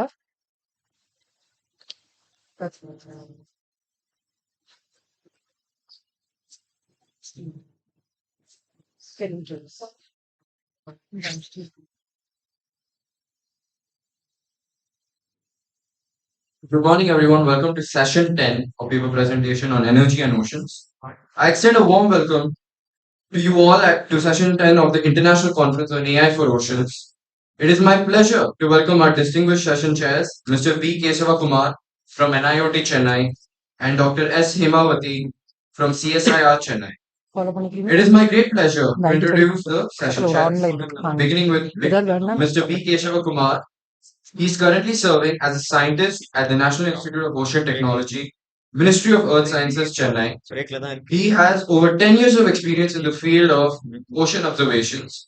He has expertise in power system development, integration and testing, renewable energy systems, battery management systems, energy storage devices, primary battery technology, and ocean observation systems.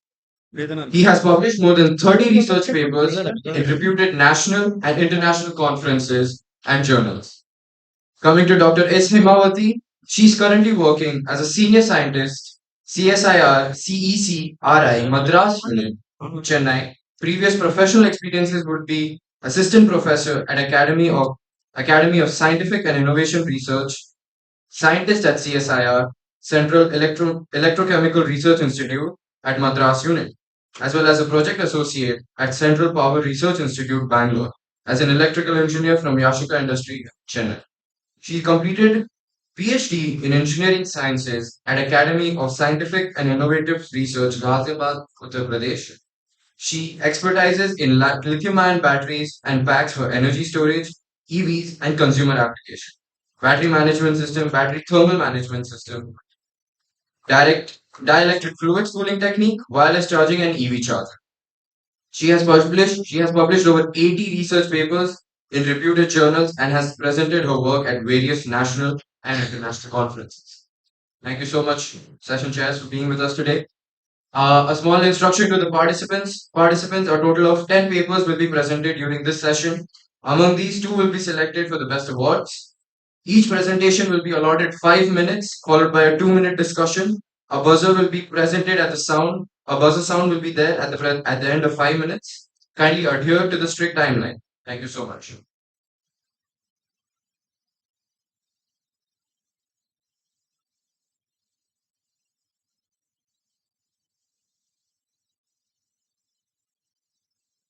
So now, call upon the first paper ID 84, on the title of a review of negative group relay topologies by Vignesh Raj from NIT Trichy. 84.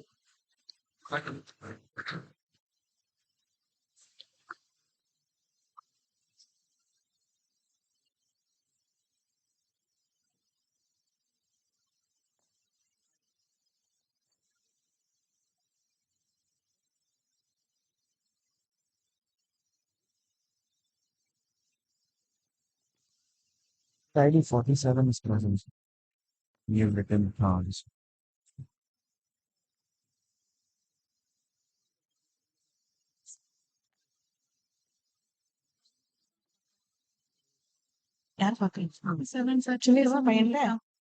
Okay.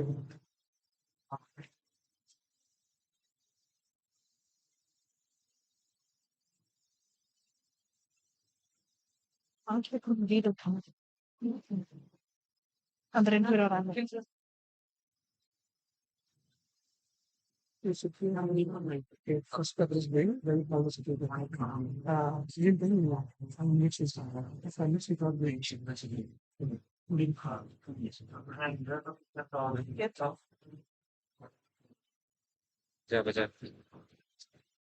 Hello.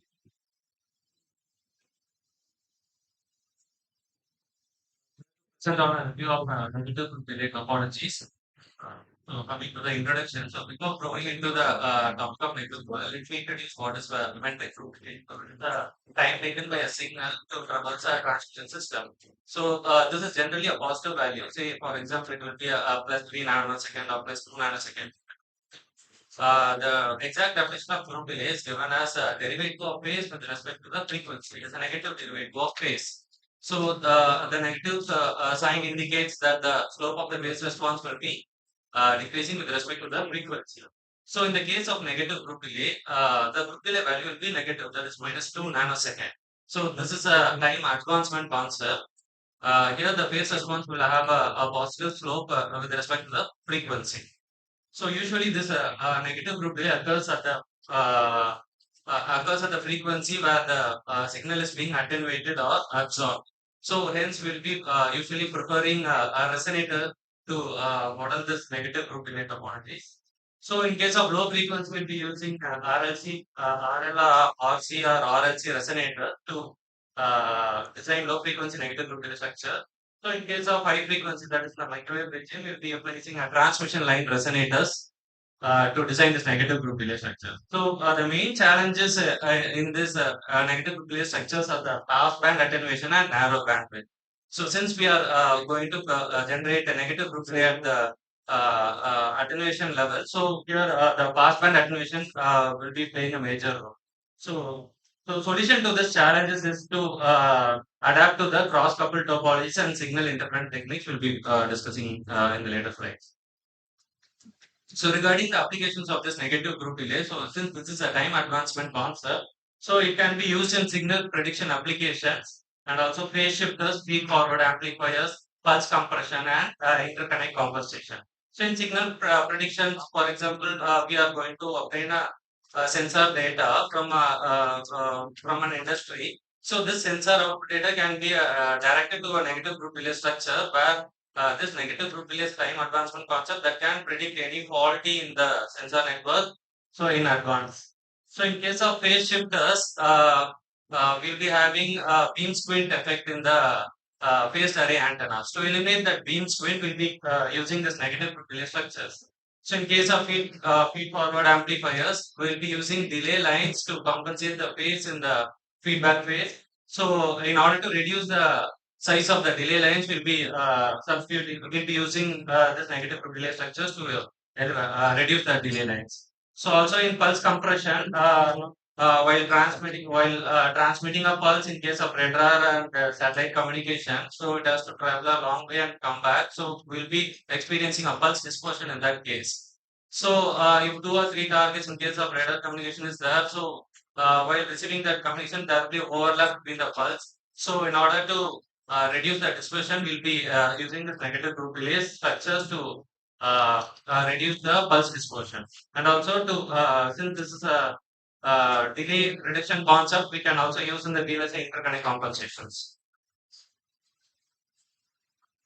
So the objective of work, since it's a review article, the objective of the work will be explore different negative group delay topologies. That is, this is similar to that of a filter topology where we can develop this negative group delay topology using low pass, high pass, and band stop configurations. So, as I previously mentioned, the key issues are due to the pass band attenuation and narrow bandwidth and limited flat bandwidth. So we can see the S parameter response there. So that blue one indicates a S21 response and red one indicates a S11 response. So we can see at a particular frequency we have a certain amount of attenuation. So at that particular frequency, a negative group delay is being created that is being displayed in figure 2. So the bandwidth is also very narrow. Usually it will be around 10 megahertz or 20 megahertz. So that is also a key issue. So to implement it in practical applications. Now these are the schematic representations of the two topologies, negative group delay topologies. That is low pass and band pass negative group delay. So from low pass we can able to create high pass, band pass and band stop negative group delay topology. So I've displayed two networks here. So first one consists of a series RL that is connected in shunt with the load. So what happens is when the this is generally a high pass negative. This is a high pass filter circuit. So in the high pass filter circuit, only high frequency signals are being transmitted, and low frequency signals are being attenuated. So we'll be experiencing this negative group delay effect at the low frequency effect, and we'll be having a positive group delay at the high frequency effect, which is displayed in the graph. So likewise in band pass negative group delay, we'll be using a band stop filter configuration to generate a band pass negative group delay. So this is also similar to that of filter specification where we can see at the frequency range of 2.05 gigahertz to 2.06 gigahertz, we have a negative group delay of minus 10 nanoseconds. So from these basic topologies, we can convert we can produce high pass negative group delay and band stop negative group delay by just replacing in case of low pass L by C and in case of band pass the parallel RLC via series RLC network.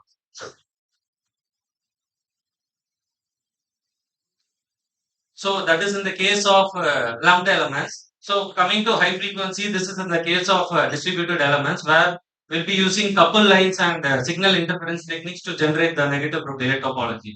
So these couple lines generally consist of two microwave resonators that are parallel to placed parallel to each other. So what happens is the one line impacts the impedance on the other line. Therefore, we'll be having an impedance mismatch and hence we'll be having that reflection. That is what being reflected in the S11 graph.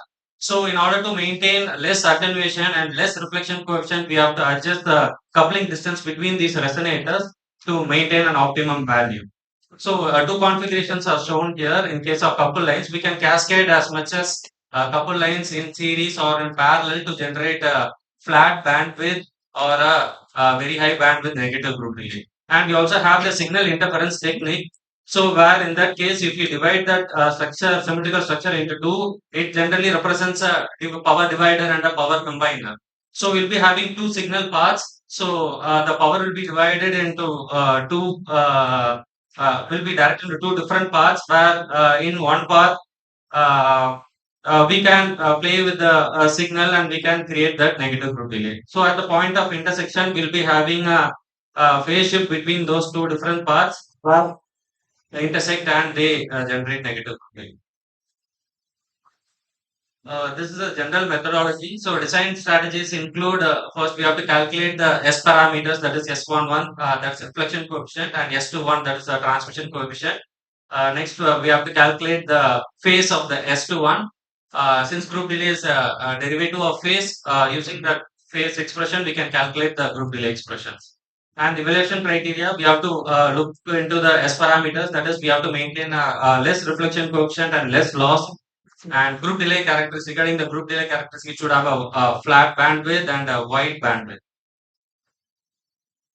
Summary of the review, I have already discussed that regarding low pass auto transformer. And conclusion and future scope. So these negative group delay topologies can these are very useful for signal processing and signal conditioning. They use for delay compensation, phase shifting, and improving the signal quality. In future scope, since we are going to cascade those couple lines in a series or parallel fashion, we can use a multi-layer circuits to reduce the size of the negative group layer structure for to enhance the integration. And also, we can use this concept. This concept is for high frequency applications. Since for underwater communications, we'll be using acoustic signals. So you can explore these concepts using that low frequency. For low frequency, we'll use RLC circuits. So you can use that RLC circuits to exhibit this negative relay property. So these are the references that have been used to create this paper. Thank you.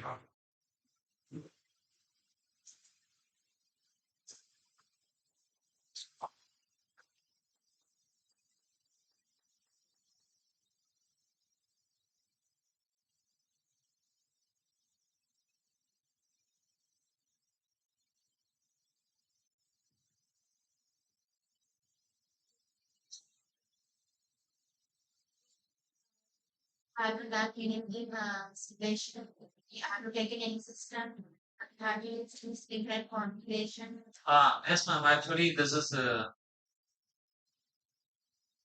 circuit has been simulated in ADS software, and these are the simulation results which have been simulated in that tool. Yes, yes, ma'am. Yes, ma'am. So, due to time constraint, I just explain the basic to which we can adapt the other configurations using this basic configuration. Actually, in this article, I have not done it, but after this, I have fabricated three structures that exhibit negative group delay, and I have applied patterns for which, for two designs, I have granted patent, and third one is under examination. Okay. This is my suggestion. Basically, it's like that. Like you mentioned. Yes, it is. Correct. Yes. Say the conventional circuit configuration. Yes. And what is not proposed circuit configuration? So you just gave the literature review like what are all the conventional details. But you didn't say about what is your own proposed That's what I'm saying. They have previously used. So here, solution to the challenge is given cross-coupled topology signal interference techniques. So they can, in the proposed system, they are using, like in the planar structure, they will be only using cascading it in the series or parallel fashion. But in future scope, in order to reduce the size of that substrate, we can go for multi-layer. We can stack it. We can go for 3 or 4 layer structure. Where can reduce the overall design of that negative group delay structure. but the multi-layer you are going to do in the future. Yes, yes, yes. Okay, thank you. Thank you. Paper ID 1 9, please come to the dais for your presentation.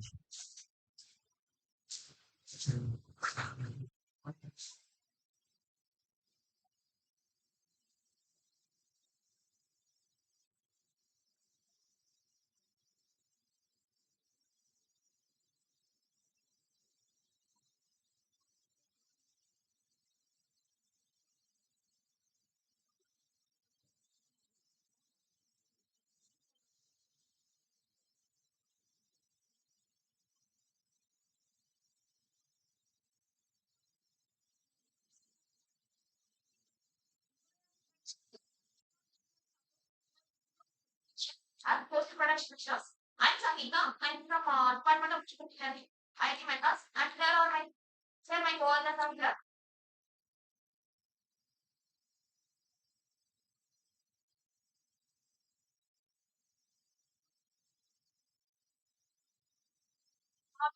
These are the common first we see the introduction and problem statement, and then we'll see the methodology and what are the start some results, and we'll see the definition of the proposed technology, conclusion and and here you can see some of the pictures that represents the coastal stations that are naturally present in the regions. This vegetation help us to protect us the incoming waves and the natural hazards so by dissipating its energy. So in order to understand how the energy got dissipated when it is interacting with the vegetation. So in order to understand that, we will use two approach. One we can model it, or other you can use you can set up the small scale models. But both of the methods are computationally expensive and quite laborious. So we can use a machine learning approach alternatively in order to understand how this vegetation are interacting by dissipating its energy. So now we'll see what are the characteristics that is involved in the wave vegetation interaction. Some of the things you can highlight it here. You can see. And for our study, we are using some of the parameters for wave period we are considering, and water depth we are considering shallow water depth, and we are considering only the regular wave. And coming to vegetal parameters, we are considering only the submergence, and structural properties we are considering rigid. So in our study, we are using two input data sets. One according to the vector, one according to the magnetol on the left hand side you can see. But in our study, we are trying to propose three additional parameters, that is submergence ratio, and we are trying to incorporate CD and CM star, which is on the shown on the right hand side of the image. These are the two additional parameters that are never reported in any of the studies. So we are trying to propose that, and down the line we'll see how this incorporating those parameters in our study, that will whether it is improving our model performance or not for the prediction of seeing. So it is important whether when we are selecting the inputs, it is important we have to select the inputs for the ML. So here we are using two machine learning techniques for selecting the input features. One is correlation coefficient analysis, and another one is principal component analysis. In correlation coefficient analysis, we are using two methods. One is Pearson, and that is talks about the how two input features are linearly relating with the output, and when coming to Spearman, it talks about the monotonicity. So both the images will help us to understand that how this CD and CM star are how strongly correlated with the prediction coefficient. Plus, our proposing convergence ratio also strongly correlated with the spreading coefficient. That information we are getting from this map.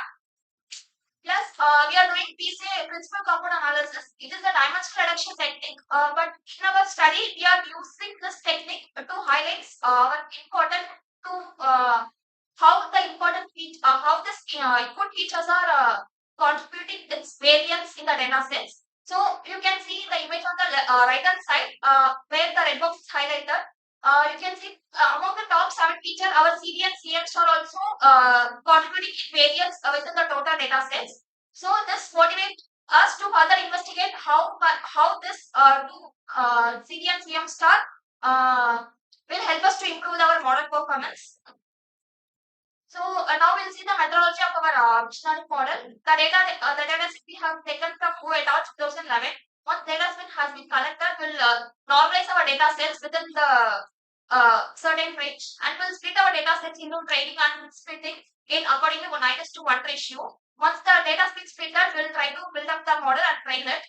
We have to see whether the model is performing well or not. That we will use some of the performance metrics, that is mean square error, RMSE, mean absolute and um, mean absolute error. So once that has been done, the model is performing well, you can stop it and you can test your data sets. Otherwise, you have to train it further. Now we'll see the once, as I mentioned, two data sets we are taking here. One is reference Wang et al. And the proposed data sets. Those data sets will go as the input to the model, and this neural network model will try to map for the given vegetation characteristics what is the distribution coefficient would be. That and these are the some of the hyperparameters to tune our ML model. So on the right hand side, you can see the best configuration which we have obtained. So now we'll see the results. The first image you see that is plotted for our reference study, that we have whatever the input data sets the bank and all used, we have taken that and we can plotted our results. You can see the prediction coefficient, all the things are fitted within the error band of plus or minus 20 with the R square value of 0.91. When we are trying to incorporate only the our submergence ratio, our model is improving better by additional 1%. You can see with R square value of 0.9. Now we are incorporating submergence ratio plus CDN and CM star. You can see that our model is performing achieving comparable results.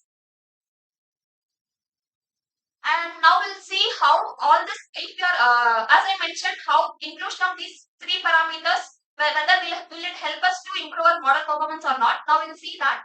As I mentioned, incorporating the submergence ratio in our model, it is giving the best results of 0.92 with the R square value. But here, what I wanted to highlight one point here is inclusion of CM star alone has more impact on the prediction of CD compared to CD star. Now let us see the limitation of proposed model. So that a machine learning model will have one disadvantage. One limitation is that whatever the data sets we have trained, the model can able to generalize within the limitation only. You can't model won't give you out of the range. And we have trained our vegetation as the ideal cylinder only. We haven't considered entire vegetation here. Now we'll come to the conclusion. So these are some of the key parameters that plays a major role for the predictive disparity coefficient. And inclusion of CD star, CM star, and our proposed convergence will give us the improved our model performance better than what have reported in the bank and all. And you can use machine learning approach as a surrogate model for the wave generation interaction than the numerical or empirical methods. So in extended to that, we would like to extend our machine learning approach with physics informed neural network by incorporating the physics. Apart from that, we would like to couple our ANN model with improved measures. That is our in-house code. We would like to do that. So these are some of the references, and you can go on. Thank you. Open to questions. Drag is mostly dependent on the surface of possible.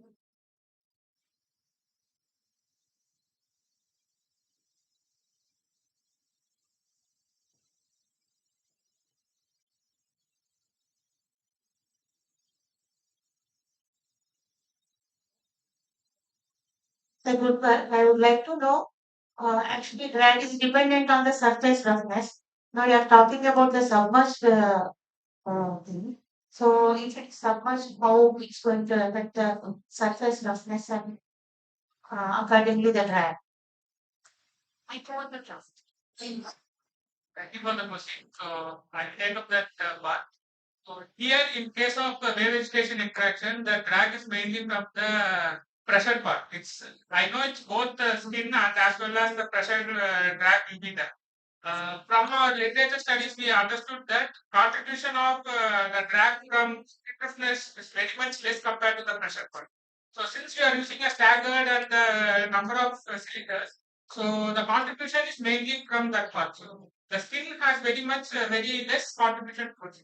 So we can even neglect that part when we are looking into those aspects. Thank you. So that's why we are always looking into what parameters are important. We are trying, if you are going to implement those parameters in AI with all the knowledge, then the AI performance will be much better compared to the regular what we are going to do. Just by just giving a data is very much primitive for an AI. It can do much better. Physics is being extrally given into the data. You have done some simulations, etc. Yeah, yeah.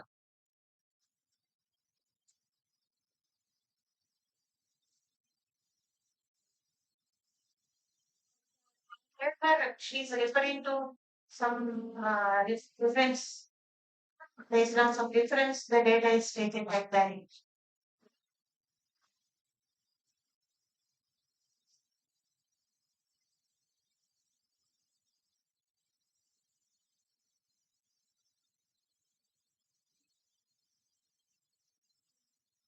Yeah. Not from IIT Madras. Sure. Okay. Okay. So that first one on the right hand side is, sorry, left hand side is an experimental study, and the bottom one is from numerical. So we try to include both. So having more data will be beneficial for the AI. You have done it in flow or Yeah, that's a glass from Department of Post. okay. And the numerical is also an in-house developed RACS software. So that is also has the flexibility to study multi-phase software. You are working with Dr. Sheila, Professor Sheila. Okay. I'm looking with Professor, but he's looking in the program. It's a combined. Thank you. Sakina, good work. One question.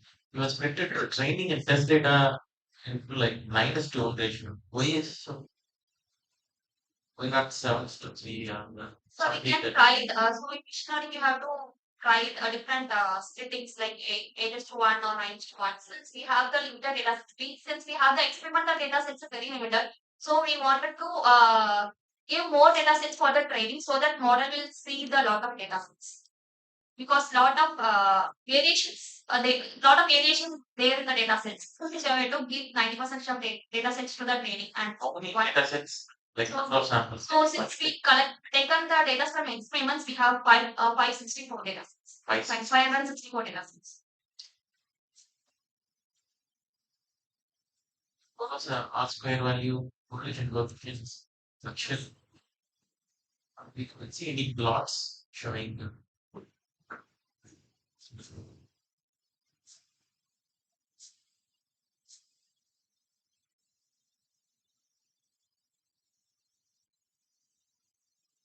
Is there any like seasonal variations, stuff like that is accounted? Seasonal variations, because you are speaking about vegetation, coastal protection. During dry season, situation will be something, and during monsoon season, any seasonal inputs explore. It's only based on the experimentation, right? We are not considering any seasonal inputs, but we are also considering the hydrodynamic. We expect that the hydrodynamic part will include the seasonal aspect. So seasonal means you are expecting like wave height. Not only wave height, say sometimes there will be drought, there will be like a drought condition. Sometimes it will be more moisture because it is vegetation, no? Not only hydro, it also depends on other part. Yeah, we need. But we Dryness. mostly look into the coastal part. So we expect water will be there even in the.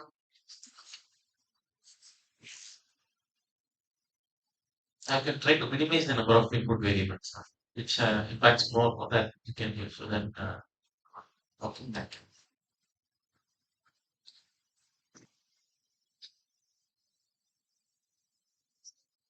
So the experimental study. That is the flow chart is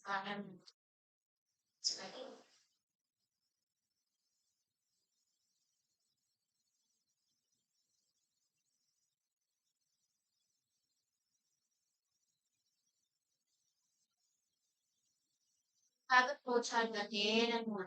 Again, one. That mentioned data collection from data.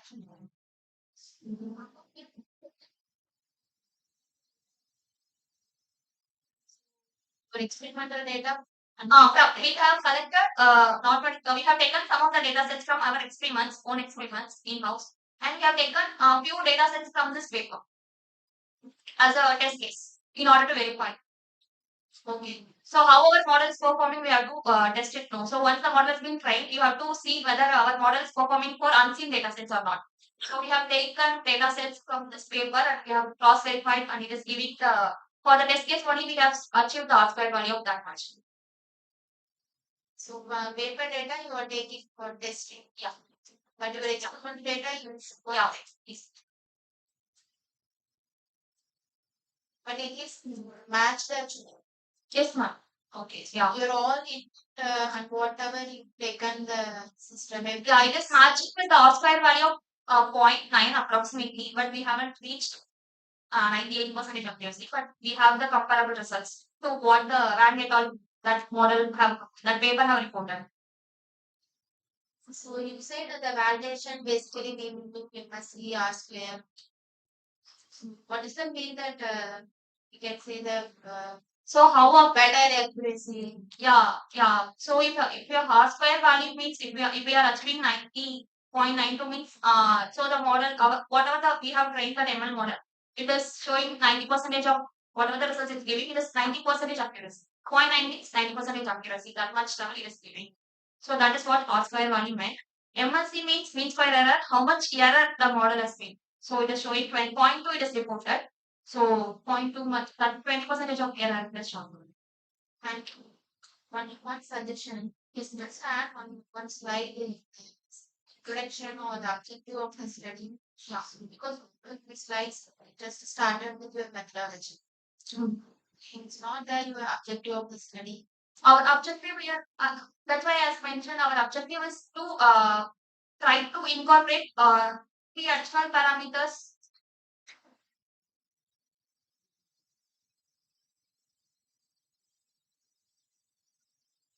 Here itself, I have mentioned that our objective here is we have what here the paper they have used these 11 features, but in the study we are trying to incorporate three additional parameters, and we have experience. These are the three parameters that will contribute their importance to the data for the prediction of CV. But we wanted to prove the people that scientific community how it is. So we are that we are proving through the ML model. So so these are the some of the no, it's fine. What I'm telling that. So basically, slides are always very informative. Okay. But the thing is, we are who are just going to present. So I first say about what you are going to say here. Correct. Now you have some introduction and have to give what's your objective of communication. Okay. That go with your methodology and compare with the other articles. Okay, so all fine. But you have to start with your abstract or objective of scope so that it's a man for the scope function. Thank you.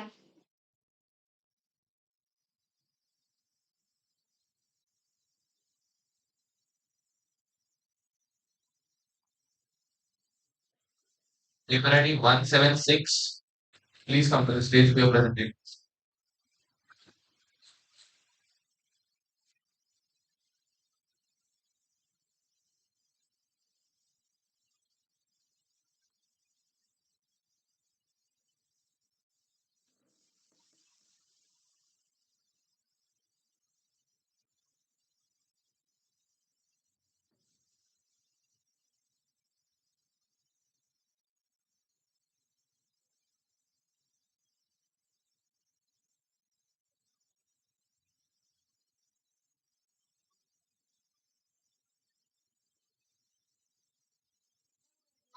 I'm here to give a presentation on the topic research and modeling of modified simulator for wind energy studies.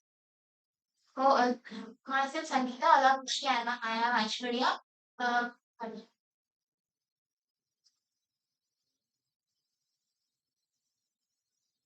So our project is design and the modeling of modified wind emulator for the wind turbine.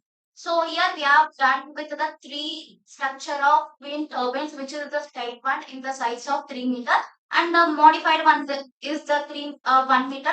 After that, we have done with the circular one. So here we are going to present that third model. Which one in the circular model is the best because of in the size of compact and giving the so high effective efficiency.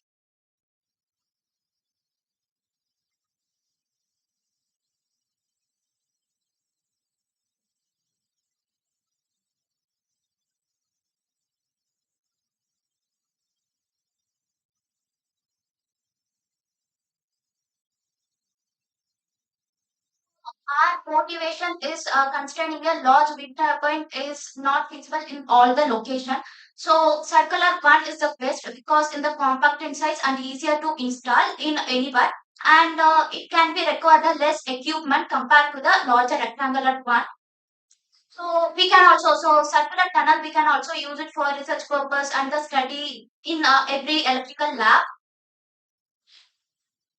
So far from our literature survey, so this paper missed the study equipment is not used in the compact size in electrical labs.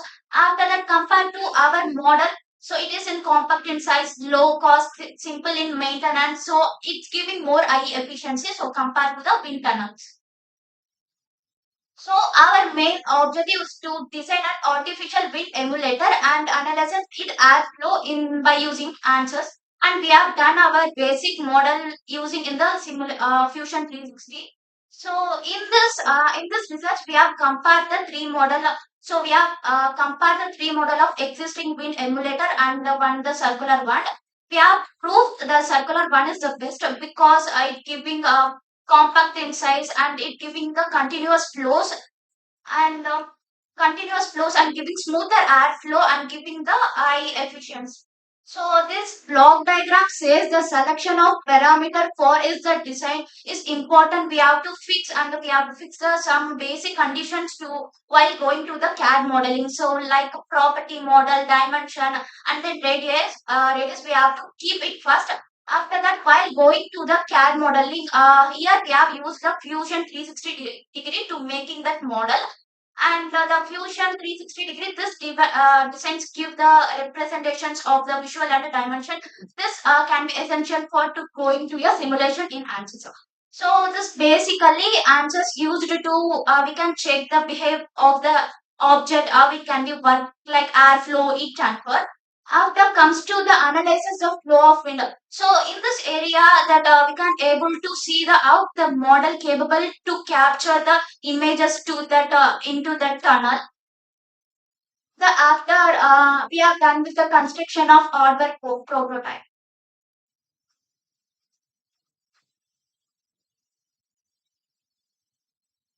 So these are this one the existing model we have done. This is the normal basically first model we have done in the meter of 3 meter.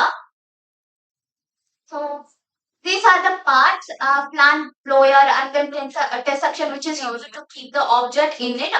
Can say the ability of the object can be able to capable of capture the air flow in it.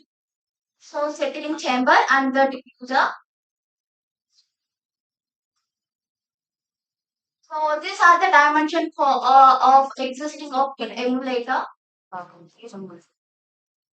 So we have this is we have done it by using the answers. So if you want to compare that of how the velocity and pressure is one by one, the three model also that we are trying to say that circular one is the best. So we have done the velocity profile by using answers. These are the velocity for existing model. So and this is the pressure profile of existing one. So these are the value we have fixed the for velocity we have fixed 10, 15, 20 and we got these are the value. So this is a modified one in the size of 1 meter. For same we are also done with the like velocity and the pressure profile. So these are the velocity profile and this one the customized the circular one.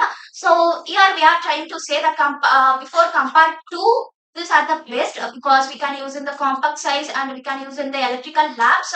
So compared to aerospace, they are particularly using in the every project in that only. So in the electrical department, there is no about wind energy. So we are trying to say that this compact size is the best. So these are the dimension, and this is also the velocity profile for one circular one pressure, and these are the values. I think you can able to see that a flow simulation flow circular one. So the as I said, the circular one it's providing more velocity because of it is in the size of small. So the velocity air will go fastly quickly, so we can get a more velocity in the differential. So the experimental design. So these are the two blade we are trying to work in the research of blade. So in the wind emulator. So these are the two blades. Uh, Two blades with varying geometry were analyzed for their airflow characteristics and power output performance coefficient were compared to evaluate the efficiency. In this also we are trying to say the compared to both the blade we are trying to say that blade 1 is more efficiency at lower speed while blade 2 is generate more power at high speed. So currently we are working at the, in the blade side. So these are the next step. So while we are trying to say that the circular one is the best, after that we are working at in the blade side. So we have tested so many blades. So these are the two one main we have used. So we want to say which one is the best, and we have to fix in front of that circular one and trying to keep it in the lab. So future scope, we are going to work in the plate side only. We will make a fault, detect fault in that. After that, we will write algorithm for the help of AI. Well, and we can say we can also use this in the real time application. So we are trying to say that we can uh, writing algorithm for this detection before.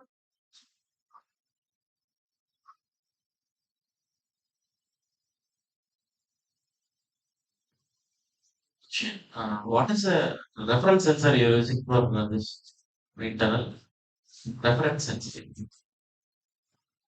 See, you are generating wind, right? Through VFD, through fan, everything you are generating. Let us assume that it is generating 3 meter per second wind. How do you know that it is generating 3 meter per second? What is the reference sensor? The test section. Actually, we are using a variable frequency drive. Using that, we are So setting this. you have created 3 meter per second wind using VFD and fan. I should confirm, no? Like there may be a variation in VFD also, minimal level. How do you know that it is 3 meter per second? Meaning you are using any reference sensor in the test section? No, we are not. No. And how do you know that it is? For we are currently working on the circular model. In the circular model, we are not going to place anything in the test section because it needs to pull the air to the turbine. The turbine will be outside of the tunnel, like the outside of the building. Which You are going to use this for testing yeah, some wind turbine or something like that, right? So for that to happen, you need to measure how much wind speed is presently there. yeah. Using anemometer, we are That's what I'm asking. Any anemometer are you using? yeah, we are using. What is happening? Using anemometer, we are actually the first we are setting the speed using the variable frequency, right? After it, the air will be flowing to the part. No, that's what I'm asking. What anemometer are you using? Which takes the wind speed. Fine. What is the resolution accuracy of that anemometer?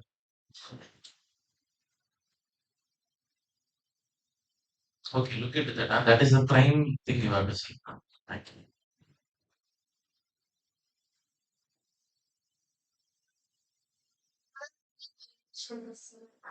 Observe the modifying comparing.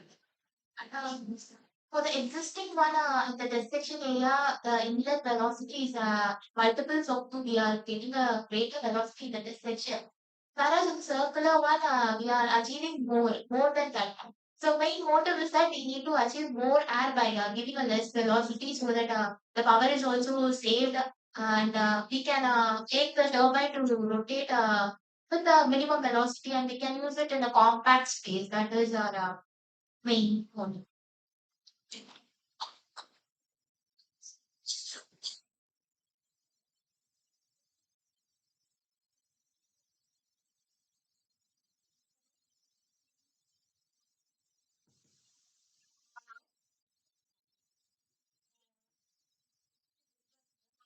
want to ask, when without conducting many experiments, in general also we can say that circular is better than square. So when you have done the study, that's like a, even in 10th class we would have studied aeroplane design, should have less wake effects, flow submission, all these things. So having done the experiments, have you quantified other than the compact structure which fit in the lab, that and all is okay. But hydrodynamically, what is that you have quantified to make it a proper study, experimental study? But you have the losses, no? Hydrodynamic losses.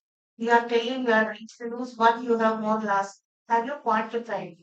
You have to quantify that and then to make it like a proper study. So you know that this is friction loss, those kind of things. You need to quantify and tell for rectangular how much, circular how much. Invariably for circular it will be less, but you need to tell. You have done everything, but if you have put it that way, I don't know whether you are doing a you are BTech or just how it is. So if you quantify in those lengths, you will have more. You have not already done that. Please quantify the losses and tell. If you tell that because circular is fitting good in our, that is not the proper criteria for hydrodynamic chemicals. Huh? Oh.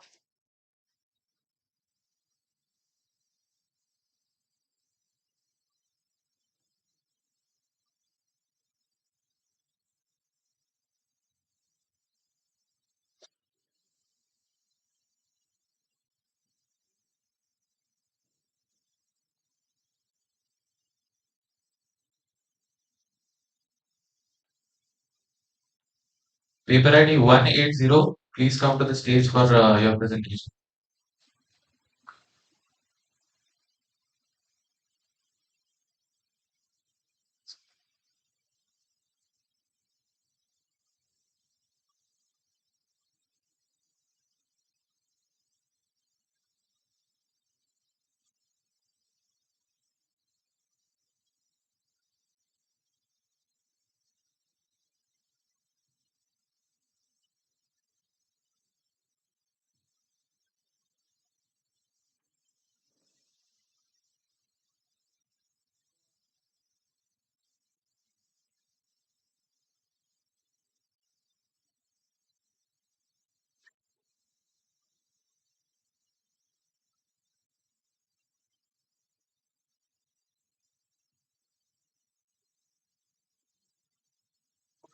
To 1.5% here. I am Kabilan K, currently studying in final year BTech Triple in Dr. MTR Educational and Research Institute in Chennai.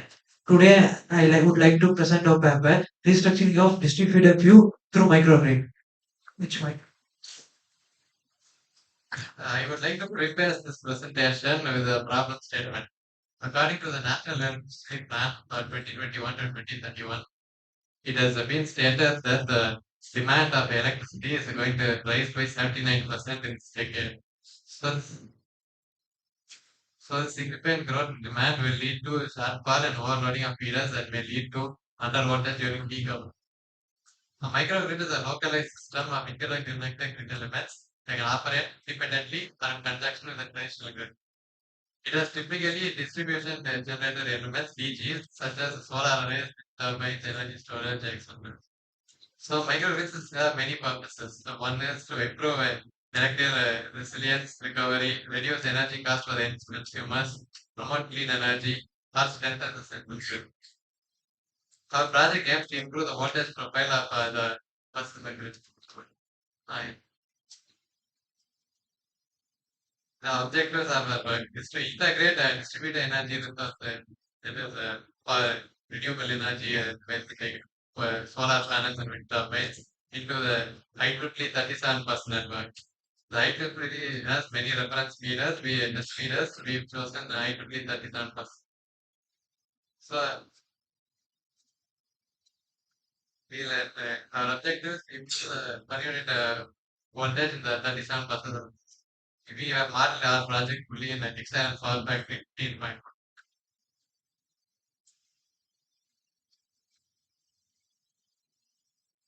Okay, so that's the single line diagram of the 37, 37 bus period network.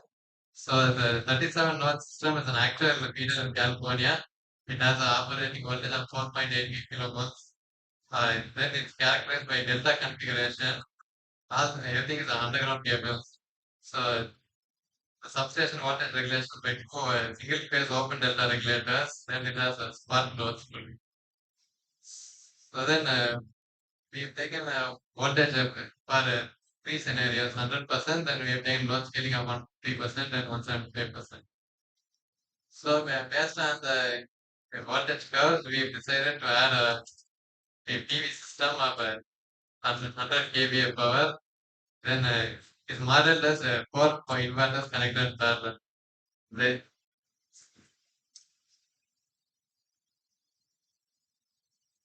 two different scenarios we have tried. One is 100 kVA, then another is 200 kVA. The 200 kVA thing is modeled as eight parallel connected inverters. Then it has a linked energy storage device also. So basically, in DeepL, what we do is a load flow analysis. So for the load flow analysis, you can do the two algorithms, either Gauss seidel or Newton Raphson. We have firstly chosen Newton Raphson due to its quadratic convergence leading to pure iterations. So as you may know, in load flow, there are three types of buses: slack bus, generator bus, and load bus. So we've taken the external grid as a slack bus, then the PV system is generator bus, and the remaining are all load bus. So if you see this,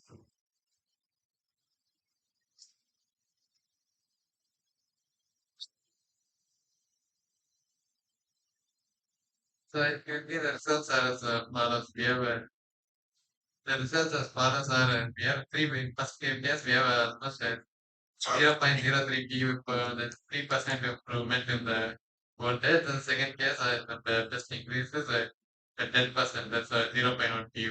Of course, due to large scaling case changing the lesser conclusion.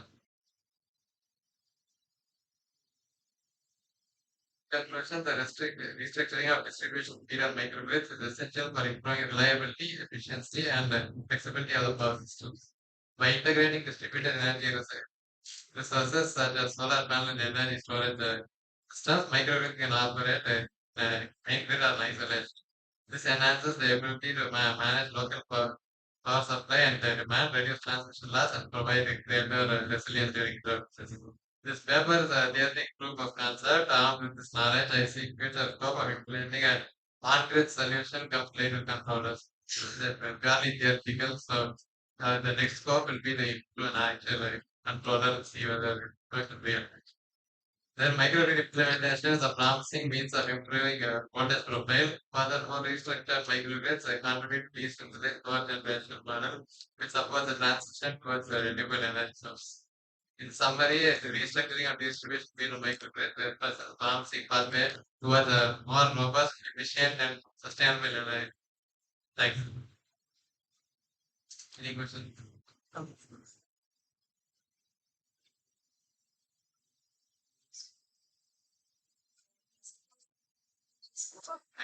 But the way you are presenting it should understand to others. So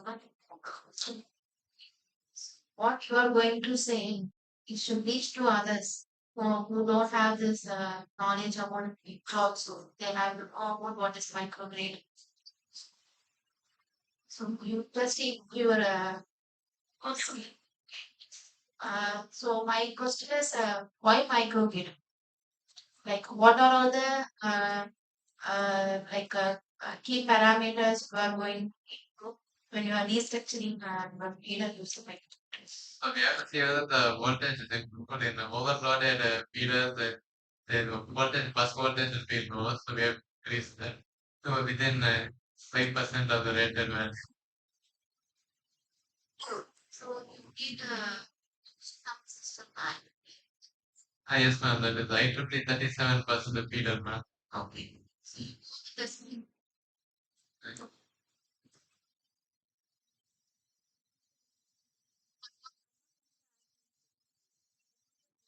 that system.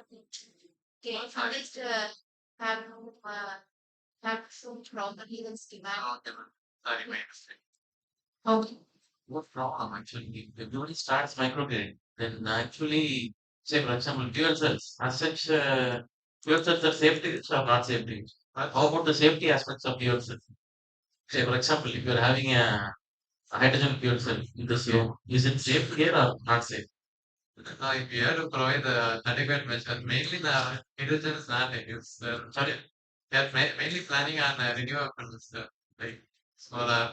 No, it's mentioned of fuel cell. This is one of the next. Yeah. So, for example, if split, you increase the number of microgrids, include a lot of solar panels, sorry, fuel cells down the line, then actually you're actually increasing the safety concerns as well. That has to be also should be looked into it. And as Madam said, in a lot of the places you have to improve your diet. Should be at least readable to you at least. I don't think you can even read that diagram. Okay. One more question. Why did you choose node number 711 for TDR? I mean, like 2 or 3 different configurations. In that, after that, we chose the best value. So have you adopted any optimization technique to this particularly 711 or 711? No. At last, you are claiming by having PV that particular point can improve the voltage on a particular nodes. Yeah. That was the lowest value of abundance of the time that we had. One more thing you have mentioned, you are using Gauss-Seidel method and Newton-Raphson method, right? But in your test case, it's a distribution system. Yes. We can use NR method, GS method for particularly for transmission system. We have some certain techniques like forward backward stable program that gives a good result for distribution system for providing a load analysis. In future studies, we can use those methods. Okay, thank you. So that is.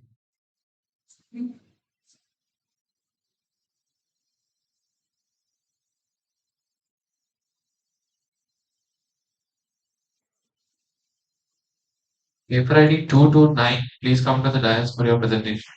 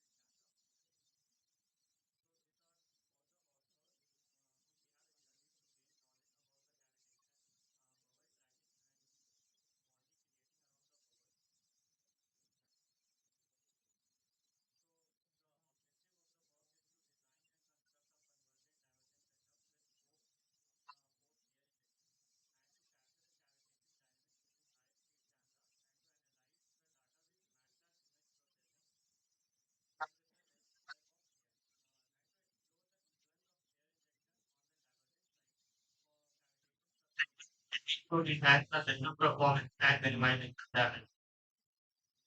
So this is the experimental setup we have constructed. And the second image is for the extraction of the image.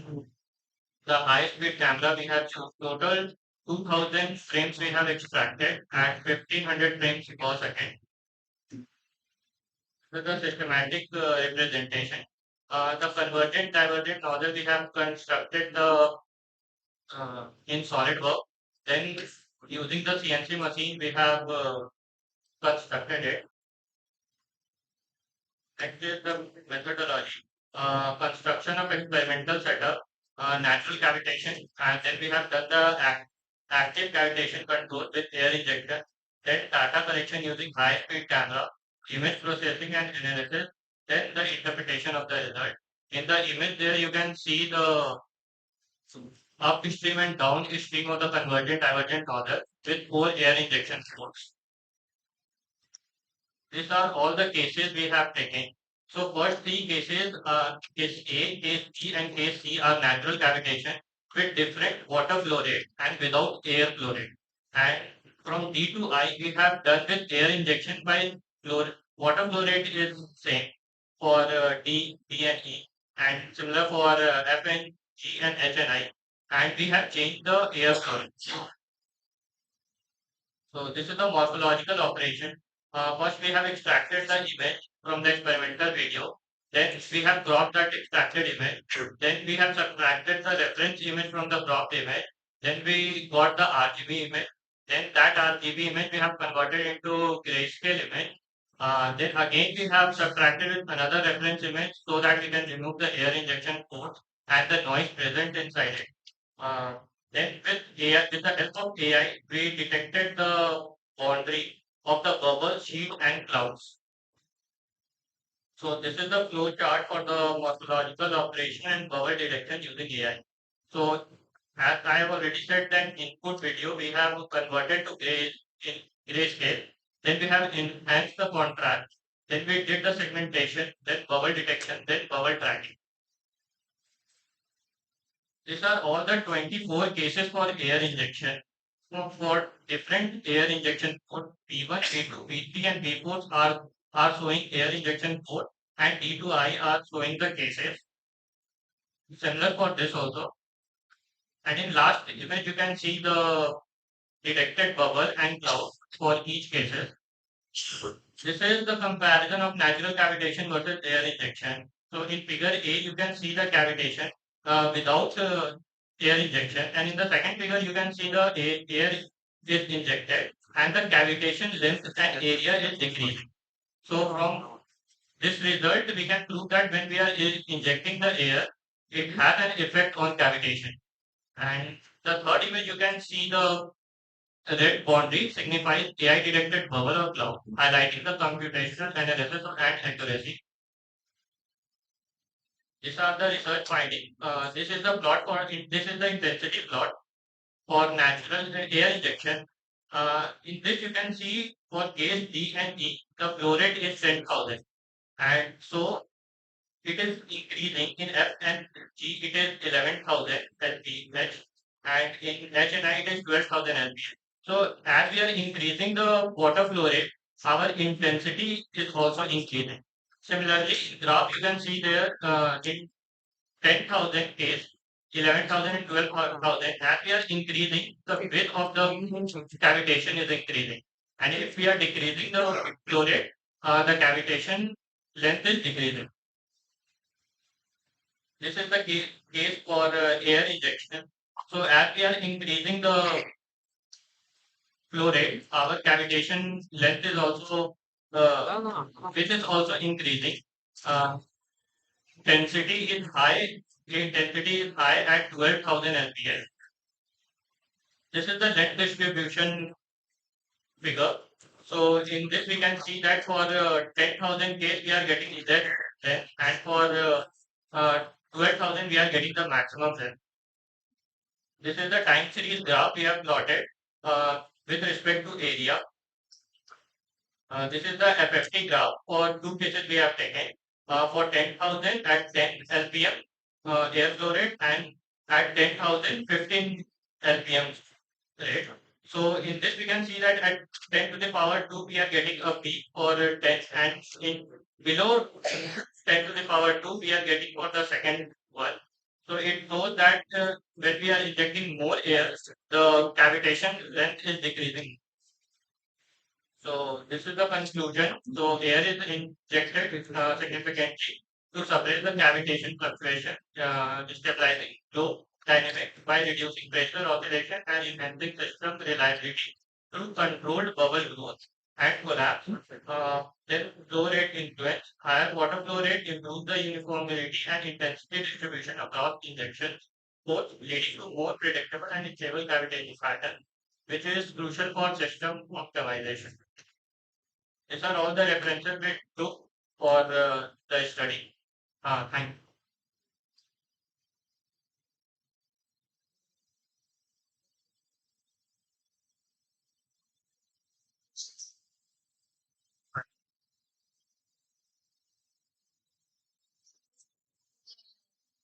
What were the features, like input parameters or features have been taken for the image process? For the image processing, for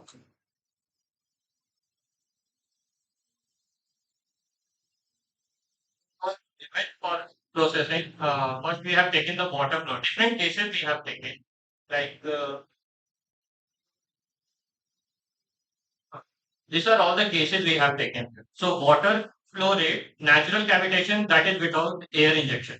So we have taken three cases, and total for air injection, total experiments we have performed 24. So Just say what are the features, like because of when we are going to do the classification, these all the very features will play the major role. yeah, So for example, you can say about the air flow rate, water flow rate. Other than that, what are all else features you have been taking? health feature like body detection we have done with the use of AI. We have given a set of data to the AI. We, furthermore, training we are still doing. So in this image, you can see the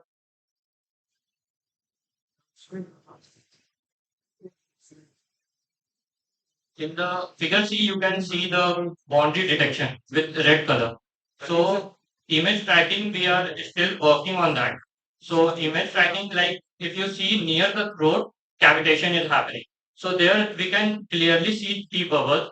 So we are tracking the bubble. But the problem is that in between, after the cavitation is ending, the bubble is disappearing, and at the last it is reappearing. So the track number is changing. So what we are trying to do, that if the bubble is disappearing in the between and if it is regenerating in the next point, then we want to track that bubble with the same ID. And if it is breaking, then it should be like there is one bubble, it is breaking. So it should be like one A and one B should come. So like that we are trying to do. What tool you're using for this one? What AI tool you're using for this one?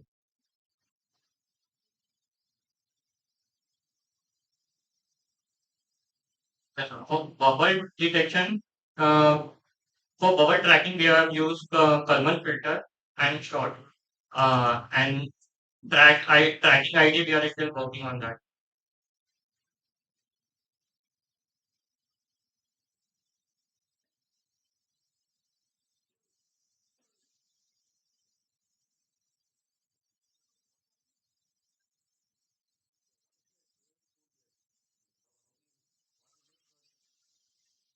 I can be using bubble detection. That is okay. How we are doing? Simply say bubble detection. Using that to be something back in. Bubble detection, we have used MATLAB for that. Okay. Our main focus, you can say any package, any like any MATLAB also any package you're using, or Python any package you're using. That we are asking. MATLAB has a separate course, not yeah, what package you're using for that? Is there any package for the bubble detection itself for this application? There is no package for it. Like simply you can give the code and it will track the bubble like that. We have written the code and we have tracked the bubble. Actually, there should be some algorithm. Get the clarity ones. Get check out this. So, Okay. On it. check out. Thank you.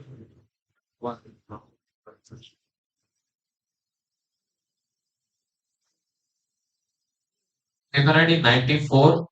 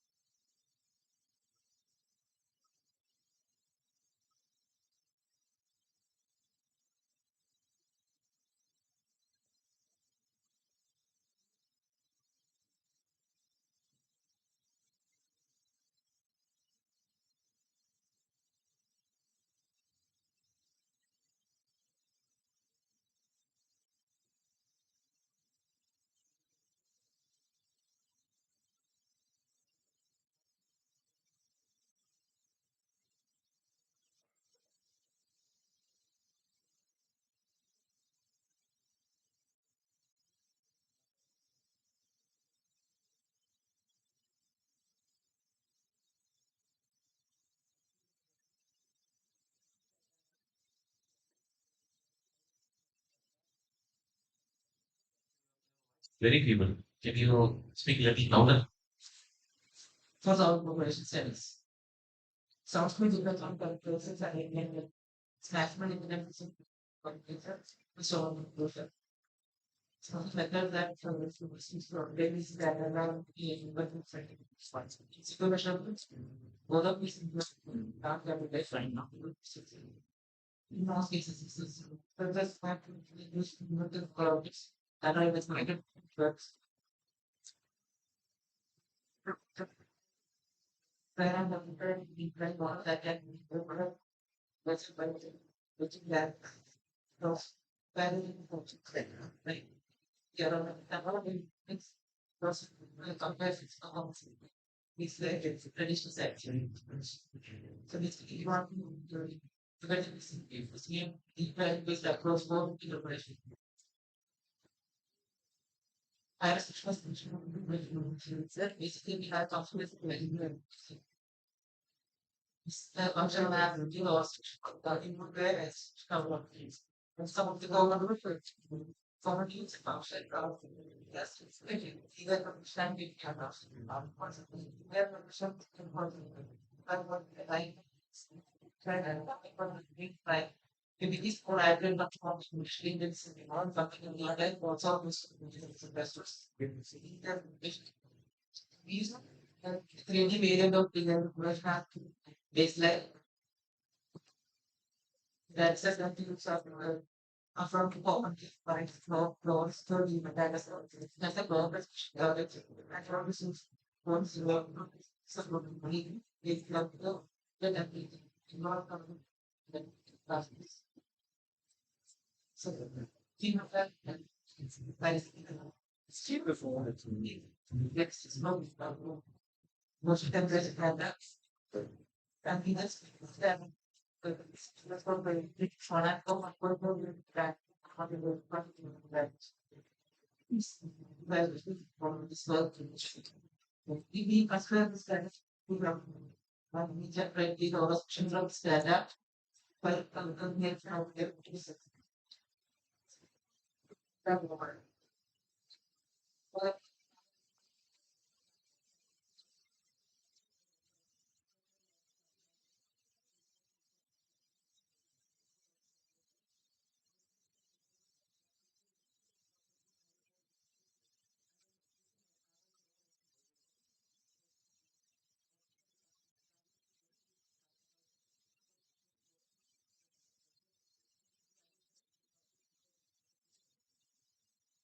small as an issue of high expectations further so we go by the conclusion there out and exactly and also it has to go home to and that will be part that we are at the condition there for the rational seat project at least we can discuss the user extraction and the things that skill parameters from the data. The next stage is followed by a process which follows this program in there's the first level of the second program is like this model. You also incorporate that is like the residual connection batch normalization and timing utilization. Better for better variance for the support. Now, larger market box something that all from somewhere Be right. even that's I know. It's not that sponsor. That's in see.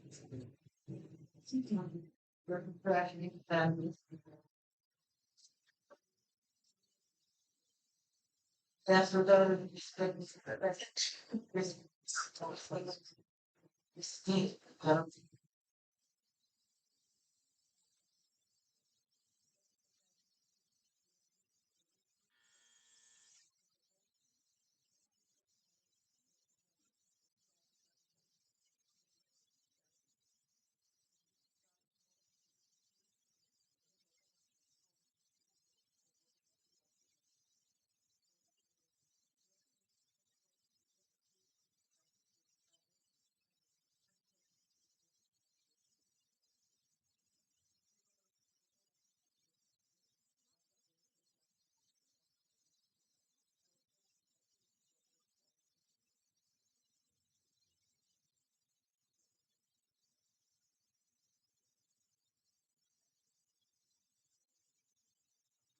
Resolution, but there are some few concerns actually. You are telling that you are enhancing spatial resolution, but we don't see any spatial resolution when it's all shows profile data, right? Where is the spatial? It's there. Oh, things are fine. Spatial resolution improvement means spatially you have to improve something, right? What extent spatial resolution is increased? because Also, I have seen a downscaling stuff actually. yeah. You have reduced the resolution. But we are saying you are enhancing. It is actually not enhancing. It's descaling, downscaling. Since the price there is a Okay. and also like No, after this, you would like to see some image in the higher spatial that you are not seeing. You go back to the previous slide. See here, this is high resolution left one. You are doing some process. You are doing some processing and reducing the resolution. Paper claims that you are going to do. We need to see. Yeah, we need to see something like even better resolution than the left was. That's what claims, right?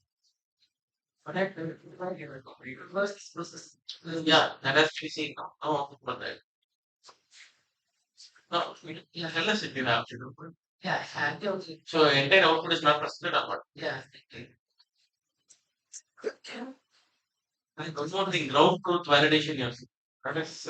What is the ground truth you have used? Figure number 7.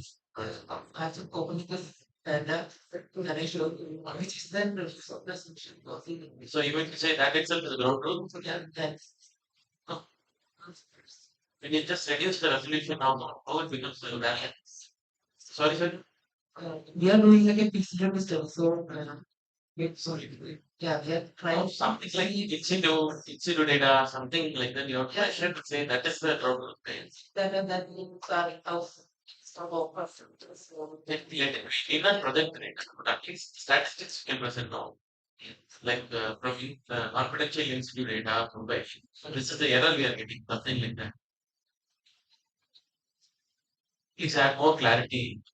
If good work nice we started, but we see some sort of missing information in the paper. If please, when you say increasing the spatial resolution, we are actually eagerly expecting to see some high resolution pictures, like something like 4K pictures. Okay.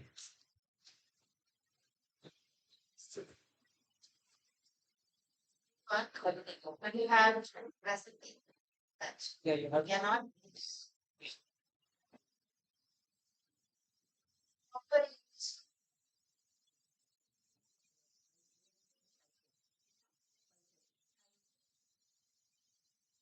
Not, I don't say no. Say clearly, still no. Yeah, this is what we are saying. Pythons. Pythons. Pythons. You have been taken data from correct now? Yeah. Let's take like What's the future state? What's the planning for future state? you have to try to involve much more on the subculture by using meta data that's so incorporating fusion labs and algorithms. But like going to focus on algorithms. And at the same time, the data which have to take some real-time data. Okay, what Sam was doing, what you have mentioned in your title were not achievement. Okay, you have to take good data. So real time. Okay, and you have instead of algorithms. It's not transaction.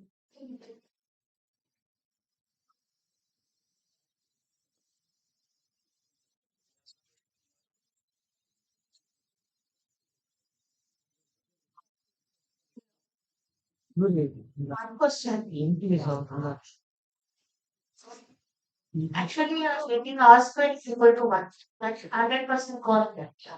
I suspect because you are using the Copernicus and again matching with Copernicus, you are getting correlation.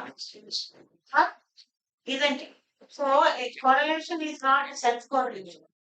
You have to compare with something else and testing. So, when you take temperature, even if you take any normal voice, any this voice, normally you have so many points to compare temperature. So why you have not compared with anything else? Actually, that India whenever it has.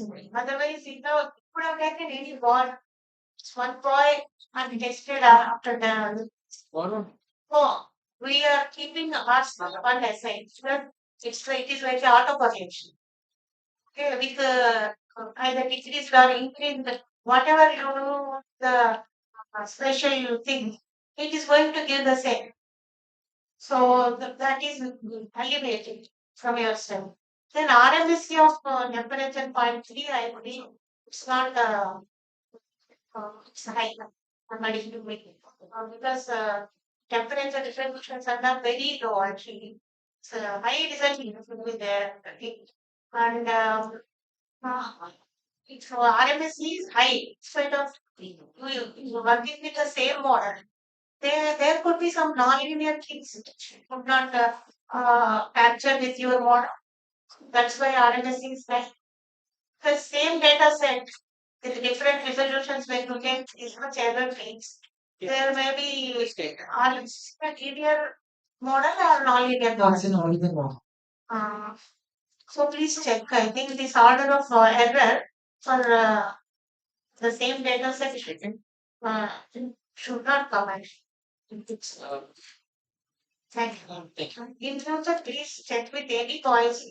Oh, are you taking only Indian grammar? You are taking our Indian option only, North Indian option? No. Okay.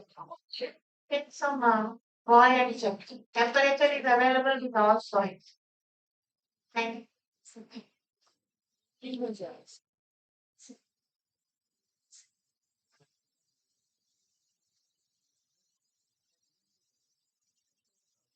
47.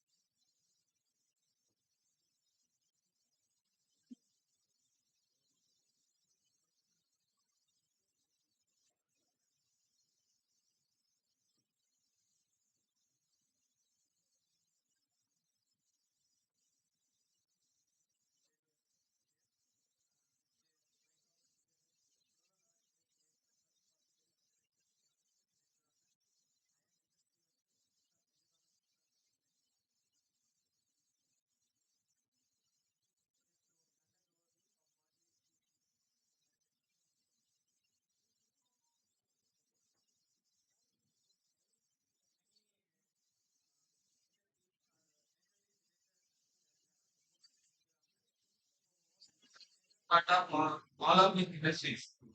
On the pollution, uh, these marine species as well as these industries are affected.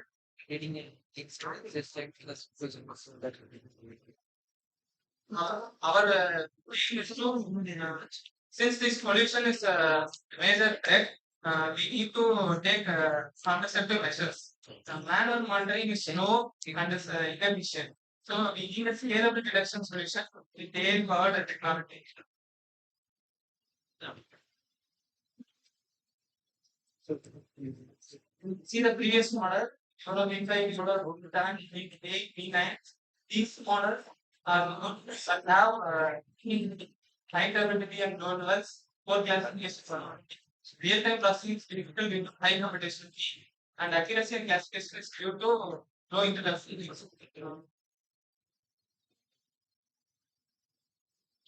Our proposed method is low Villa. It is a nano model of the Euro series, Euro 11 series.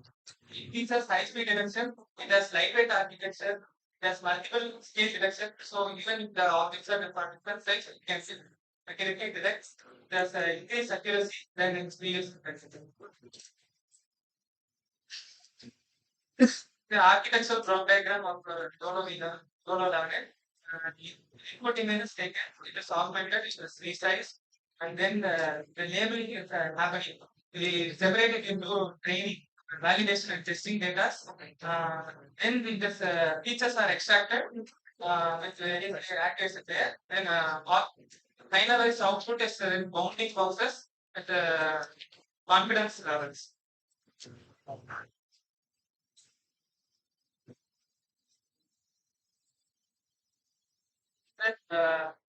It is the architecture exploration. Data like collection, fragmentation, data like data is split into training, testing, and validation.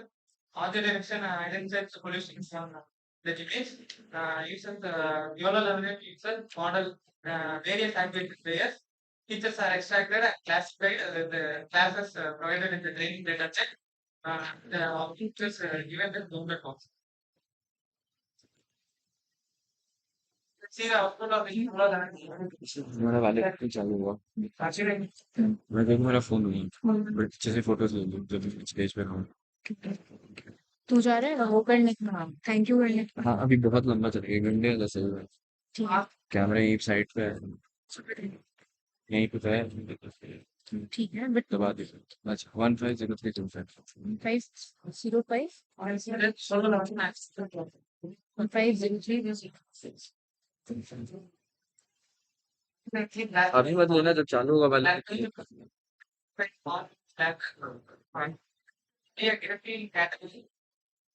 So, we have seen weakness in miscellaneous where the classes are not given and the object is not identified by them. So, it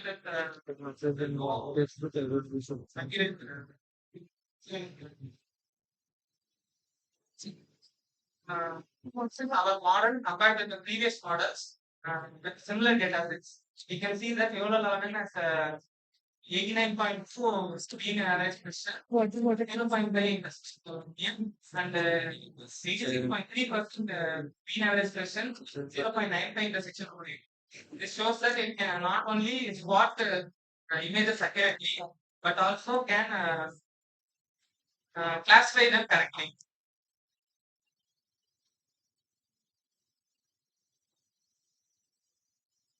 The bar graph that shows the percentage of accuracy for each class say that everybody from that one is listening also मैंने उन सबको announce कर दिया है इधर आने के लिए सब आप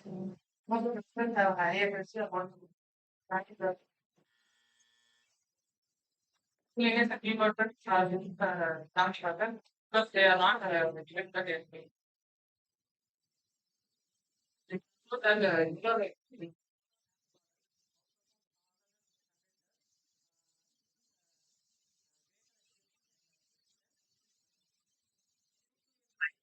with the lightweight model, which you can accept for unrecorded notes for real-time purposes. That is our future scope for this project.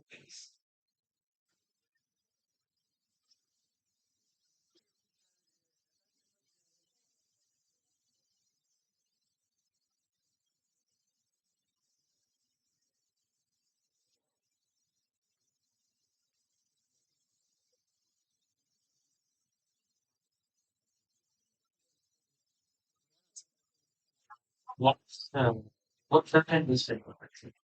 Your social and border tracking activity. Yeah, chosen and accepted. It's not this, even the bar chart which you are showing, tire, bubble, blah, blah, everything. That looks like winter. You're not looking at still, right? Our data is we have No.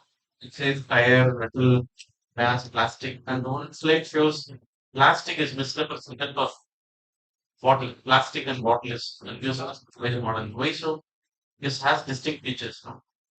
sir, What is your image you have processed? Because this image itself no, looks like it's not created. It looks like image, not generated thing.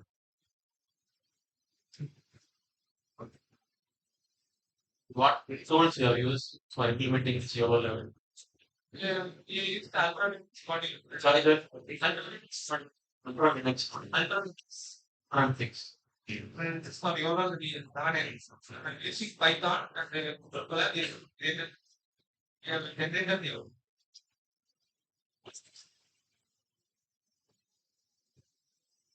Here's this image with net plastic bottle, rod, sunglass, wire, in which you claim that you have done it. And you know the images, like, which has the highest accuracy? Cell phones, electronics. How? What is the difference? The model is learning the difference between electronics and cell phones.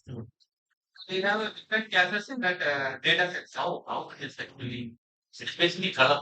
Basically, it is RGB. That is how the algorithm works like that.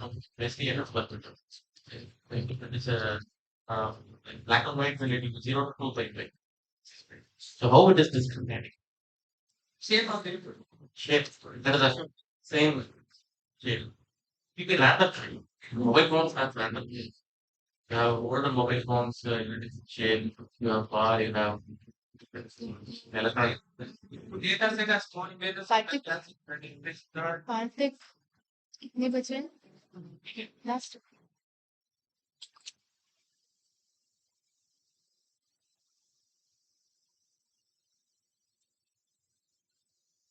Model, no, yeah. Basically, the color and still, so what the machine learning on your takes. It works like that, right? Basically, the pixels. Image picture. That algorithm will take that as a pixel. So,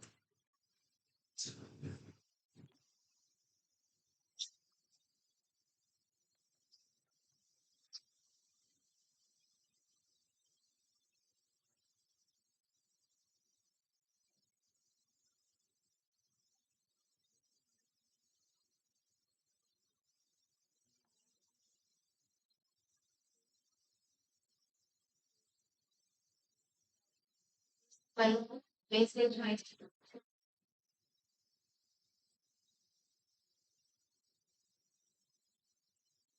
have my suggestion, which was that have taken more classifications.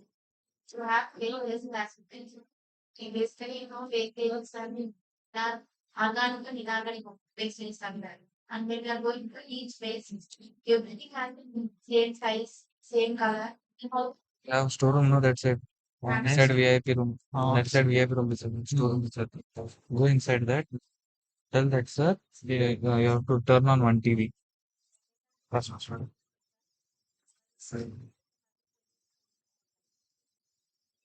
But whatever else, just main just study as plan to do as a real time study. And they some classifies. Okay, these are all around 10 classifiers actually. But you know, when the ocean is how much wastage we have practice increases.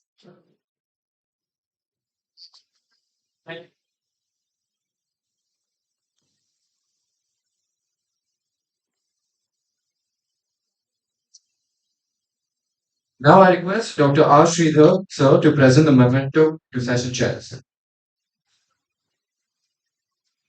I request the session chairs to please come onto the stage and receive the memento.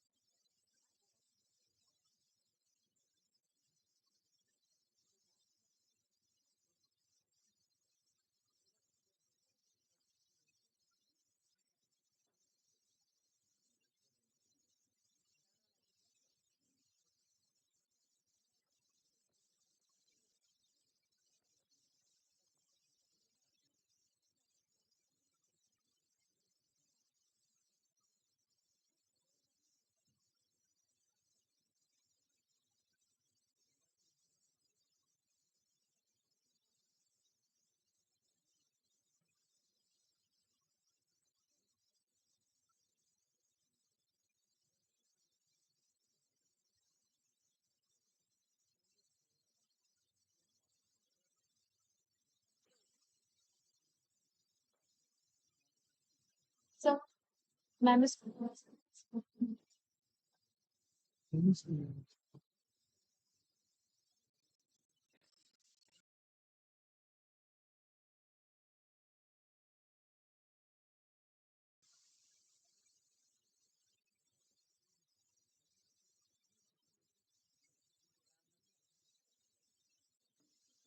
Now, I'd like to request, I would like to take this moment for all of us to have a glimpse of the MTS video along with the conference video.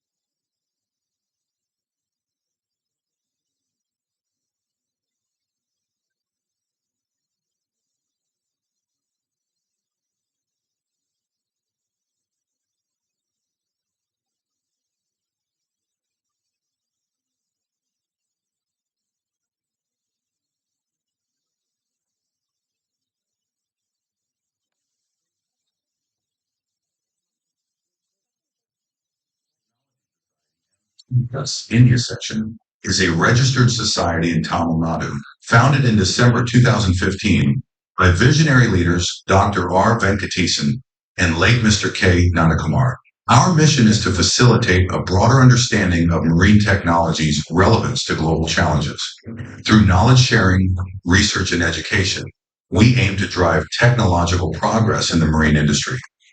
Following the guidelines of the parent organization, MTS India focuses on student engagement and professional collaboration. It serves as a hub for academia and industry to exchange knowledge, ideas, and breakthroughs in marine technology. Over the years, MTS India has expanded significantly, establishing 11 student sections in top universities and colleges across India. These include SRM Institute of Science and Technology, 2016, NIT Trichy, 2017, IIT Madras, 2019, Sri Sai Ram College of Engineering, Bangalore, 2019, AMET University, 2019, IIT Delhi, 2019, CHCET AMU, 2020, Sri Sai Ram Engineering College, Chennai, 2022, Anna University, 2024. MTS India has been honored with several distinguished awards, celebrating its excellence in research, student engagement, and leadership. These accolades include Dr. R. Venkatesan received MTS Lockheed Martin Award for 2017. MTS India section received Outstanding Section Award in 2017. Dr. R. Venkatesan received MTS Fellow Recognition in 2019, MTS Undergraduate Scholarship, 2017, 2018. 4 students, MTS Vembu Subramaniam Scholarship, 2018, 2019. 4 students, Charles Busman UG Scholarship, 2018, Outstanding Student Section Award globally to SRM Student Section in 2019, Ms. P. Nithya received for attending MTS Summer Workshop in North Michigan College. Mr. Sridhar received Charles Boostman UG Scholarship. Late Mr. K. Nandakumar received MTS Special Commendation Award. 2021, Dr. R. Venkatson received C. Martech certification, a joint recognition of MTS and IMERIS UK in 2021. Dr. Swagatha Sarkar received MTS Special Commendation Award. 2023, Dr. J. Preetha Roseland received MTS John P. Craven Award. 2022, Standing Student Section Award globally to Sri Sai Ram Engineering College, Bengaluru. 2022. The MTS Nanda Student Innovation Award is a tribute to our beloved late Mr. K. Nandakumar, founder and secretary of MTS India section. To honor his vision, MTS India has established this prestigious annual award from the Corpus Fund, generated by donors and recognized by MTS HQ, to encourage and celebrate student innovation in marine technology. MTS India section actively conducts a range of events including workshops, hands-on training, school outreach programs, MTS Tech Surge, MTS Tech Sim, international conferences for providing a global platform for researchers, professionals, and students to discuss advancements in marine technology. MTS student members are actively engaged in cutting-edge research on underwater vehicles, autonomous underwater robotics, and marine exploration technologies, contributing to advancements in ocean science. So far, we completed 170 events. Join the Marine Technology Society today and become part of a community that's shaping the future of marine technology. Together, we can advance our understanding of the ocean and promote the development of new technologies and solutions that benefit society. Welcome to the International Conference on AI for the Oceans, jointly organized by Marine Technology Society and Department of Electrical and Electronics Engineering, SRM Institute of Science and Technology. This conference will pave way for creating interest in interdisciplinary research areas. Our ocean defines our planet. It sustains us, and it is home to more than half of all life on Earth. The presence of the ocean touches every living thing. Yet for too long, we have taken the ocean for granted. The ocean, our planet's lifeblood, faces unprecedented challenges. Climate change, pollution, and overfishing threaten the delicate balance of our ecosystem. AI potentials can be utilized to efficiently extract energy resources, discovering new medicines, apprehending climate change, and fighting endangered species. Harnessing AI for the oceans is not about replacing nature. It's about understanding, protecting, and coexisting with it. SRM Institute of Science and Technology, formerly known as SRM University, is a renowned private university in India. SRMest is one of India's top-ranking universities, which was established in 1985 by the Honorable Founder Chancellor, Dr. T.R. Parivandar. The Department of EEE, which is one of the strongest and most innovative departments, with strong focus on research and innovation, specialized in energy, microgrid, marine robotics integrated with paving the way to cultivate core in marine domains. It has joined its hands with a global organization that promotes the advancement of marine technology and its application to ocean community. MTS is the leading international community of ocean scientists and engineers, practitioners, policymakers, and educators, with a strong focus on promoting innovations in education.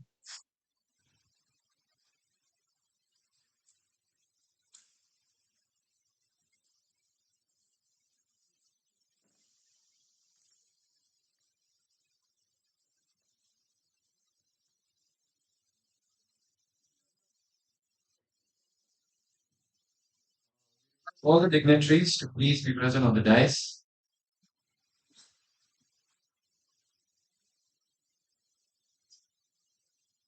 Hans, Mr. Rick, Ms. Jonna, Dr. Arvind, Dr. Kim Chapman, Dr. Sridhar, Dr. Fatima.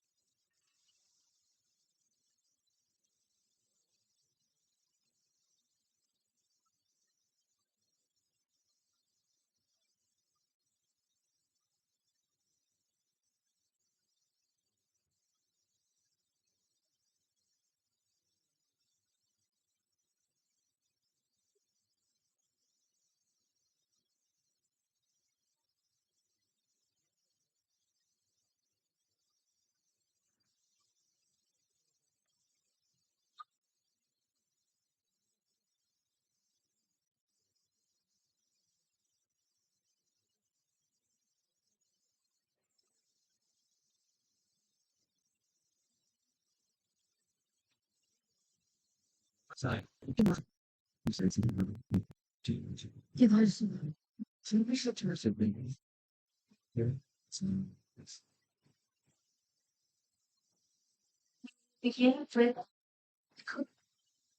We'll begin the valedictory address.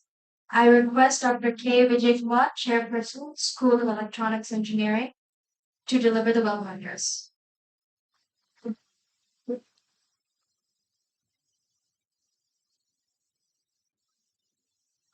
Everyone. Okay. I am extremely happy to be a part of this validating function. At the outset, I would like to welcome all the guests on the dais and off the dais for this validating function of the International Conference on AI for Oceans, jointly organized by MTS India Section and Department of Electrical and Electronics Engineering of SRM of Science and Technology. At the outset, I would like to welcome the guest for this today's validating function, Mr. Hans Van Sumeren, Senior Director, Ocean Enterprise Initiative, Marine Technology Committee. Welcome, sir. We have the other guest, Dr. Jonah Staneva, Helmholtz Zener, co-chair of the UN Ocean Decade Program. Welcome you, ma'am. And also we have the other guest, equally, Vice Chair of RDSE International. Welcome you, sir, for this validating function. I want to say one thing about the guests for this validating function. From the day one of this conference, from the inauguration till today, so they are the active participants and active listeners. I will say that. Let us give a big round of applause for them.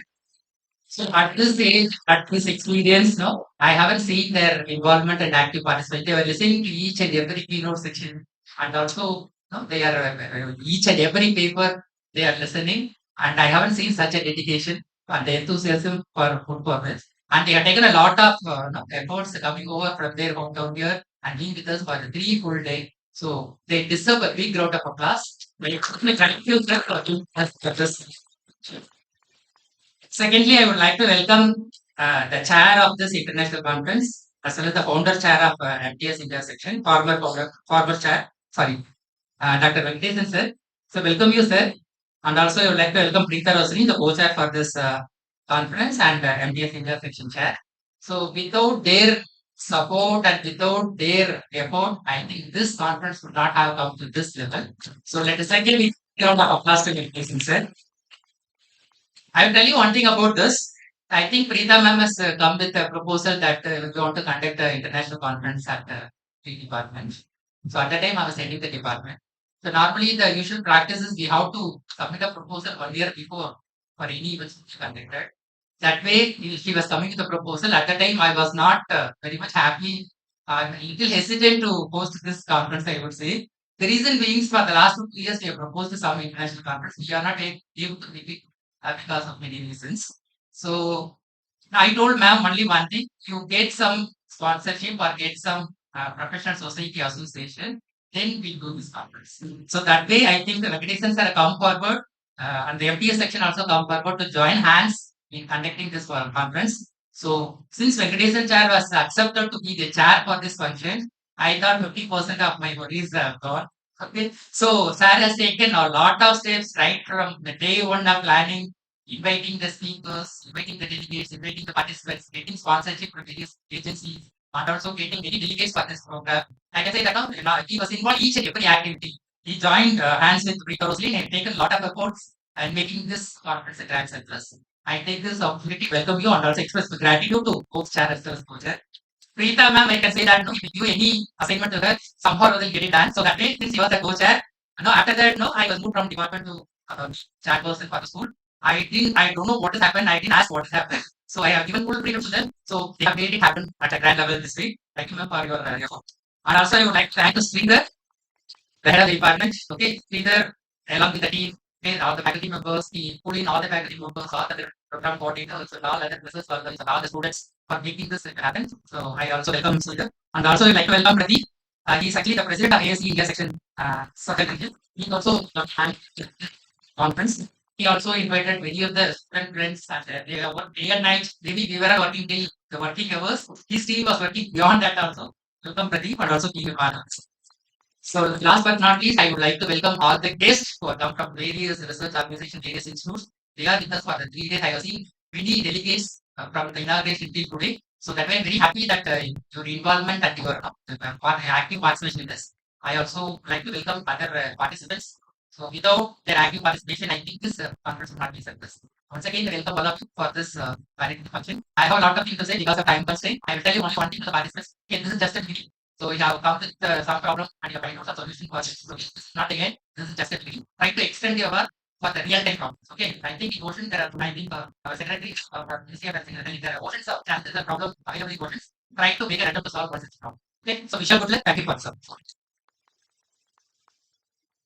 I would now like to call upon Dr. J. Preeta Rosen, Chairperson, MTS India Section, gather the conference.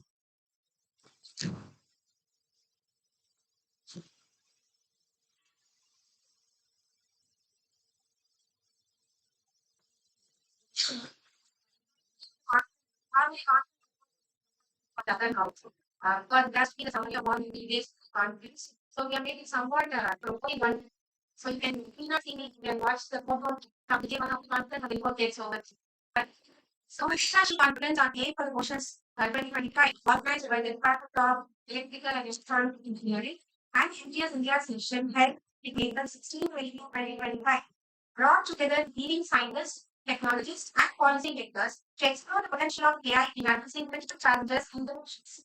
This conference is a UN decade of ocean science for sustainable development endorsed EVT and is funded by the Ministry of Earth Sciences, supported by National Institute of Ocean Technology, ACE Mathematician, IIM Anna University, IEEE CS, and Computer Society of India.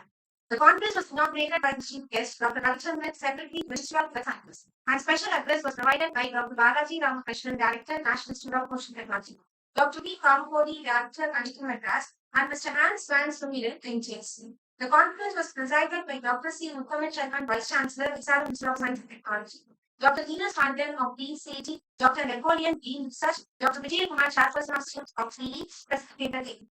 The conference opinion proceedings and Sprinter CSI special issue was released by the chief guest and was read by Dr. Sridhar Vicholi. The homages were given to the special invitees of the function. The Lifetime Achievement Award was awarded to Dr. R. Venkatesh, Congress Chair, MTS, for achievements of the marine domain, most in Italy and social benefit to widespread communities. MTS Nanda Award for the year 2025 is provided to communities in which their projects are meticulously evaluated by which is of marine domain. MOD Secretary President, the marine activist, Dr. Ashokan, Ministry of Earth Sciences, Dr. Novi, Ministry of Earth Sciences, Dr. Atmanan, IIT Madras, Dr. M. Vedasharan, MAOT, Dr. M. Paminiyappan, MAOT, Dr. Central University Park, and component of the play of Indian Union. The conference is enriched by 10 keynote sessions by Mr. Vance MTS, Dr. Jonas Tenigua, co-chair of UN Ocean Decade Program, Dr. Kakani Monterey Bay Aquarium Research Institute, Mr. Richard A. Holder, RTC International, Dr. Pooja Magapatra of ISRO, Mr. Tran of Seoul National University, Dr. Sanasidaj of IIT Madras, Dr. Bada Nagarjoti of MAOT, Mr. Arun Mudaya, MAOT, and Commander Amit Ray of Indian. The conference is engaged with a panel discussion on emerging ocean startups using underwater technology, led by Commander Amit Ray, along with the panelists from India's human startups. The presentation by school students from the USA also happened on the second day of the conference. About 256 papers were submitted, out of which 126 papers were taught for presentation of the conference. The conference comprised of 10 paper sessions solving complex marine challenges, improving ocean health and ocean economy. Out of the papers, few selected papers will be published in Springer of lecture notes in network and systems, and remaining papers are all published in conference with ISBN number. An early career ocean professional session was held on deep learning for deep seas, artificial intelligence and ocean science for sustainable development, which was moderated by Dr. Abhilash Sharma, IIT Madras, with panelists from industries and research institutions. The conference had post-session by enthusiastic students in marine and other interdisciplinary domains. The Secretary, Ministry of Earth Science, and other delegates in the first year of the conference also inaugurated the Research Center of Nuclear Department, Center for Intelligent Marine and Energy Systems. The different R&D projects in the center have demonstrated with delegates and received appreciations and suggestions from the experts. The conference also had cultural program in the day one of the conference. Overall, this conference laid the strong foundation of marine and interdisciplinary domains. It also paved the way to cultivate the artificial intelligence to oceans. which will help us to explore the riches of ocean and life underwater. Let us step into work based on the valuable inputs we take from the markets. Thank you.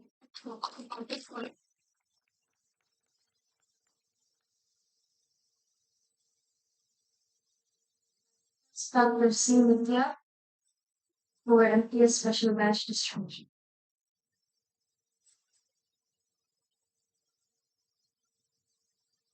Following faculty members to come on dice and collect the batches from Mr. Hans.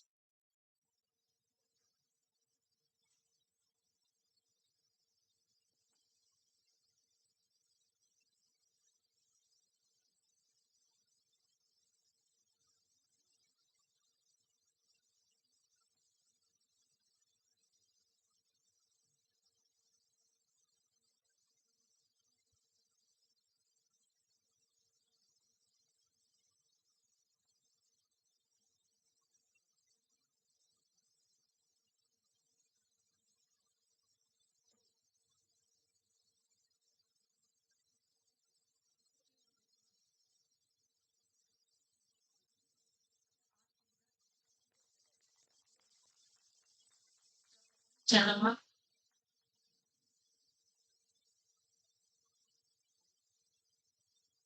Ravasadi,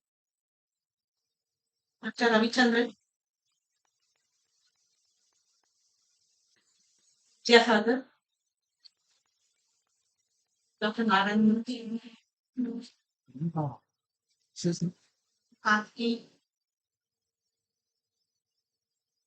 Raj,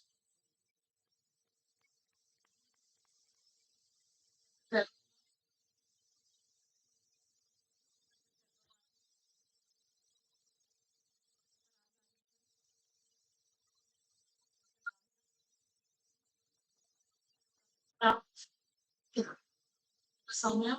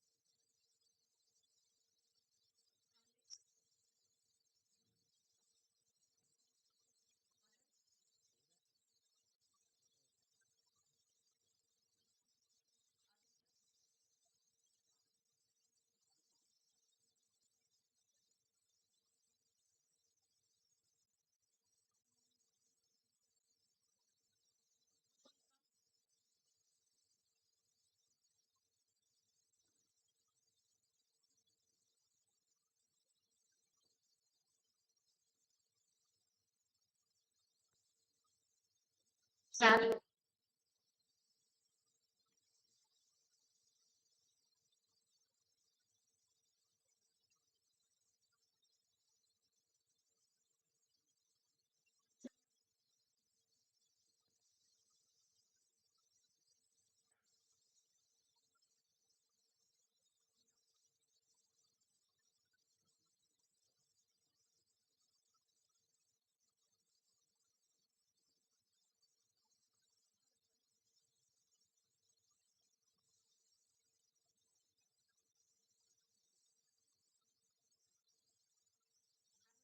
mention a few words.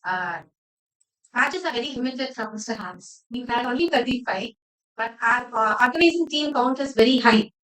So we are not able to give badges to all the people. So we have just summarized the remaining. Don't take it as a mistake. As the badges are limited, the names are not called. Thank you. Thank you.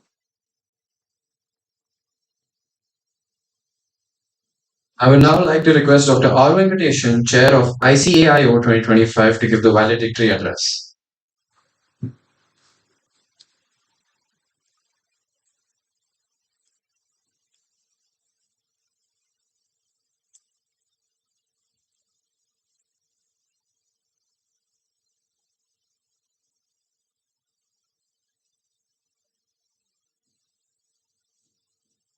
Good afternoon to everyone. At the outset, I thank all of you for staying here until this validity function. And normally, validity function only the organizer and the person who locks the room only remain. Very rarely you will find such a big crowd. That really gives us appreciation to us who took this initiative. I wish to first thank you all. And that too, today is a holiday. In particular, the students, we have got a lot of other commitments who are far away from home. I was expecting that there will be a challenge for us. It was our mistake that when we visualized it, we missed this date, and apologies for that. And also start again with I thank Hans, Rick, Jana, Vijay Kumar, Peter, and Dr. Sridhar. There are other dignitaries who are here and invitees from other organizations and other technical societies. First and foremost, I welcome you all for this valid function. And I wish to say that this platform was provided to this intersection by the SRM University. If not, this could not have been possible. And there are a lot of workers and who have worked. And first and foremost, in the project one, when we approach, he always, that he's smiling face. And that really made us to get motivated. Then Dr. Sridhar, he took over, he continued his interaction with us. Then we started approaching international experts. Then MTS headquarters, they always supported us, and it's all initiated when past president of MTS, Ms. Redka Willis, she visited the same campus. We had the same title on Texas we conducted. She said, why don't you do an international conference? That was evolved. Thanks, Hans. That vision has made life today. He was deputed by the headquarters, but he was the board. Thank you, Hans, and coming over here and honoring us. And thanks to our MT's President Susan, I have a small gift in hand so that we can give it to Susan. And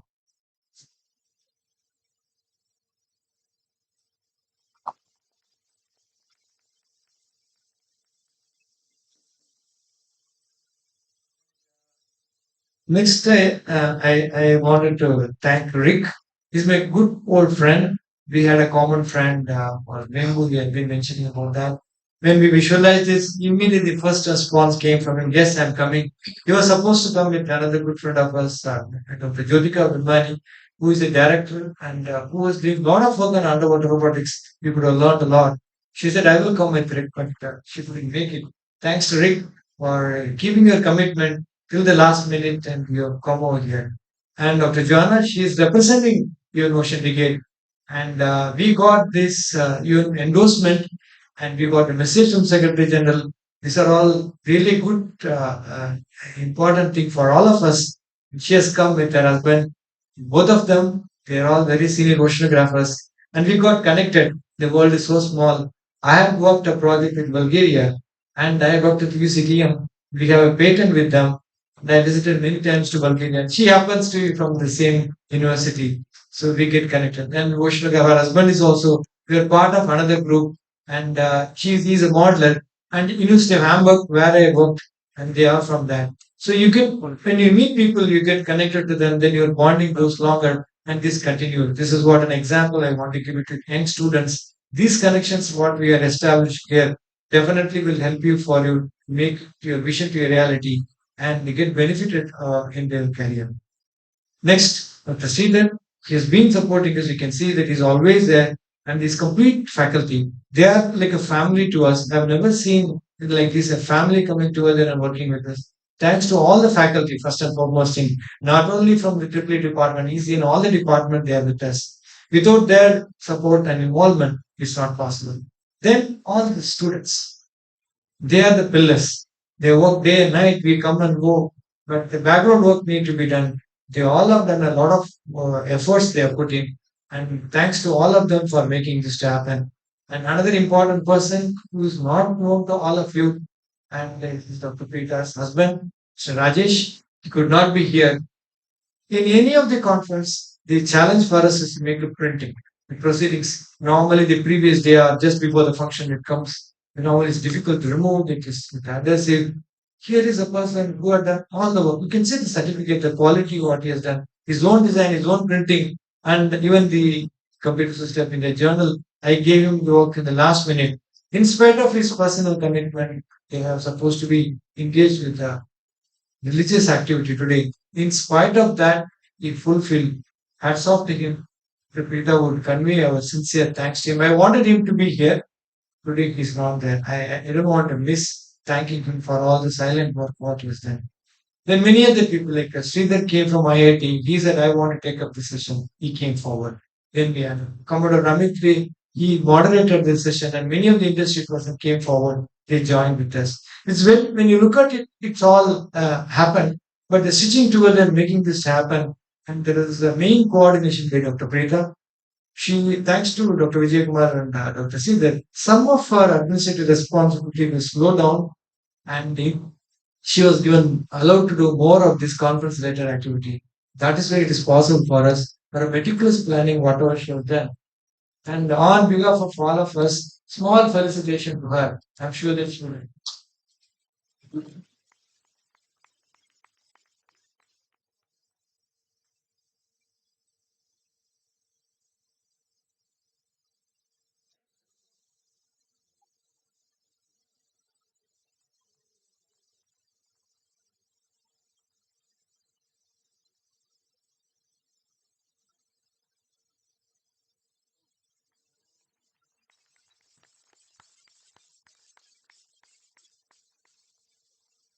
Small appreciation on gratitude, what one person has done, making us to get connected to all of us here. And that will this bonding will go in a longer way. And I'm sure that technically you all will be benefited. For main purpose of all these activities, supporting the students, giving back to the society. I retired 3 years ago. What is the point in me coming over there? This is what this is it's the interest on all of us. Why they have to travel all along the day coming over here. So this is mainly to you to get the benefit. I'm sure that we all will know about it. And I'm also thanking all the authors who have published papers. Quality of papers, what has been published is so good. And Springer has come forward to publish soon that will be released. That scientific side also we have contributed. And the secretary also came and visited the laboratory. He was very happy with the facilities and work what is being done by SRM University. And I'm sure that that will go in a long way when such high level people come over. The message carried by him is much more stronger. And I'm personally thankful to Chancellor. He has come and he has taken a lot of effort and his interest that has made us possible for us to do. And I thank everyone. If I miss somebody's name, please forgive me. But personally, I'm really indebted. Starting this small section has grown to such a level, and we have so many awards and scholarships, making students think differently, work in the field of marine technology. That's possible mainly because of this family what we have created. Thanks to everyone. Thanks a lot.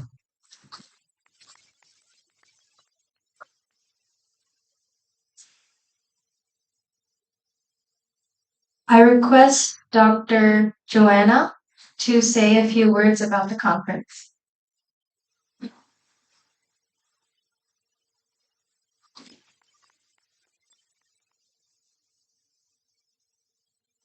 Good morning, everyone.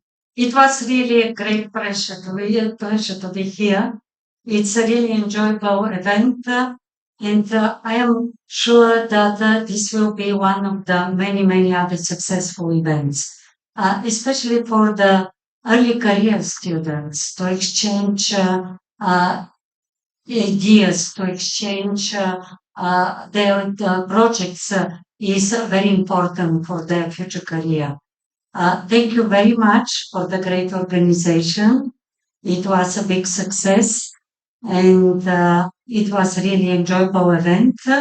And as you mentioned, we are networking together. The scientific community is very small and we will have many, many opportunities to meet and to work together for the one planet and one ocean. Thank you.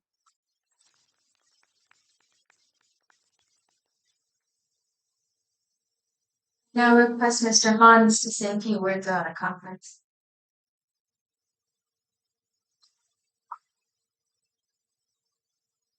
It'd be hard to say just a few words. I came to India. This is my first time ever visiting, and I was excited, and I'm leaving more excited because of everyone that I met, the hospitality, the friendship, and I think Venkat put it best: the networks, the networks of people. That's friendship. That's collegial. That's anything in between, and it's good advice to think about that. People you meet today, you might not see again for 10 years, but then you might rely on them in 10 years. And I think everyone on the stage has probably had many examples of that. I know I have in the marine space, and it's events like this that create those opportunities. So I want to thank everyone who made this happen, created such a wonderful event. I know from MTS, they were very excited that we were able to participate here. And our CEO is excited to come here. I know that he couldn't this time due to travel. So I was fortunate to be able to, but he will be here. And Chris sends his congratulations to the conference and certainly his thanks to everyone here. And he looks forward to seeing and meeting everyone when he visits. Thank you.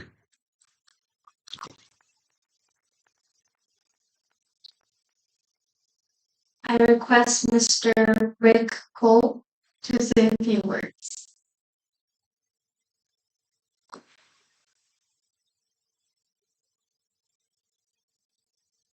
Thank you.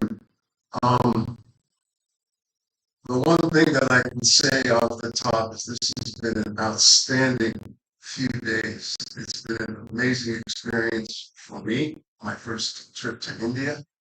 I've sailed past India on many research vessels many times. I spent some time in the Navy in the Indian Ocean. It's just wonderful to be here. You have an amazing culture. Seeing all your research and what you're doing is just phenomenal. And I wish you all luck in everything that you are doing. And just witnessing the MTS India section, I'm the co-chair of the Florida section in the U.S. And I'm taking back with me a lot of ideas from doing Florida, just from what you've done this past few days, actually this past few months of putting this meeting together. It's been outstanding. So I wish you all well. Thank you very much. Tomorrow I believe I get to see NIOT, get a tour, talk about some moorings and some buoys and all that fun stuff. So I look forward to that. And then I believe one day I might tour one of your temples, maybe go to the beach, and then I'll leave on Tuesday. So thank you very much. I appreciate all of you. Good luck.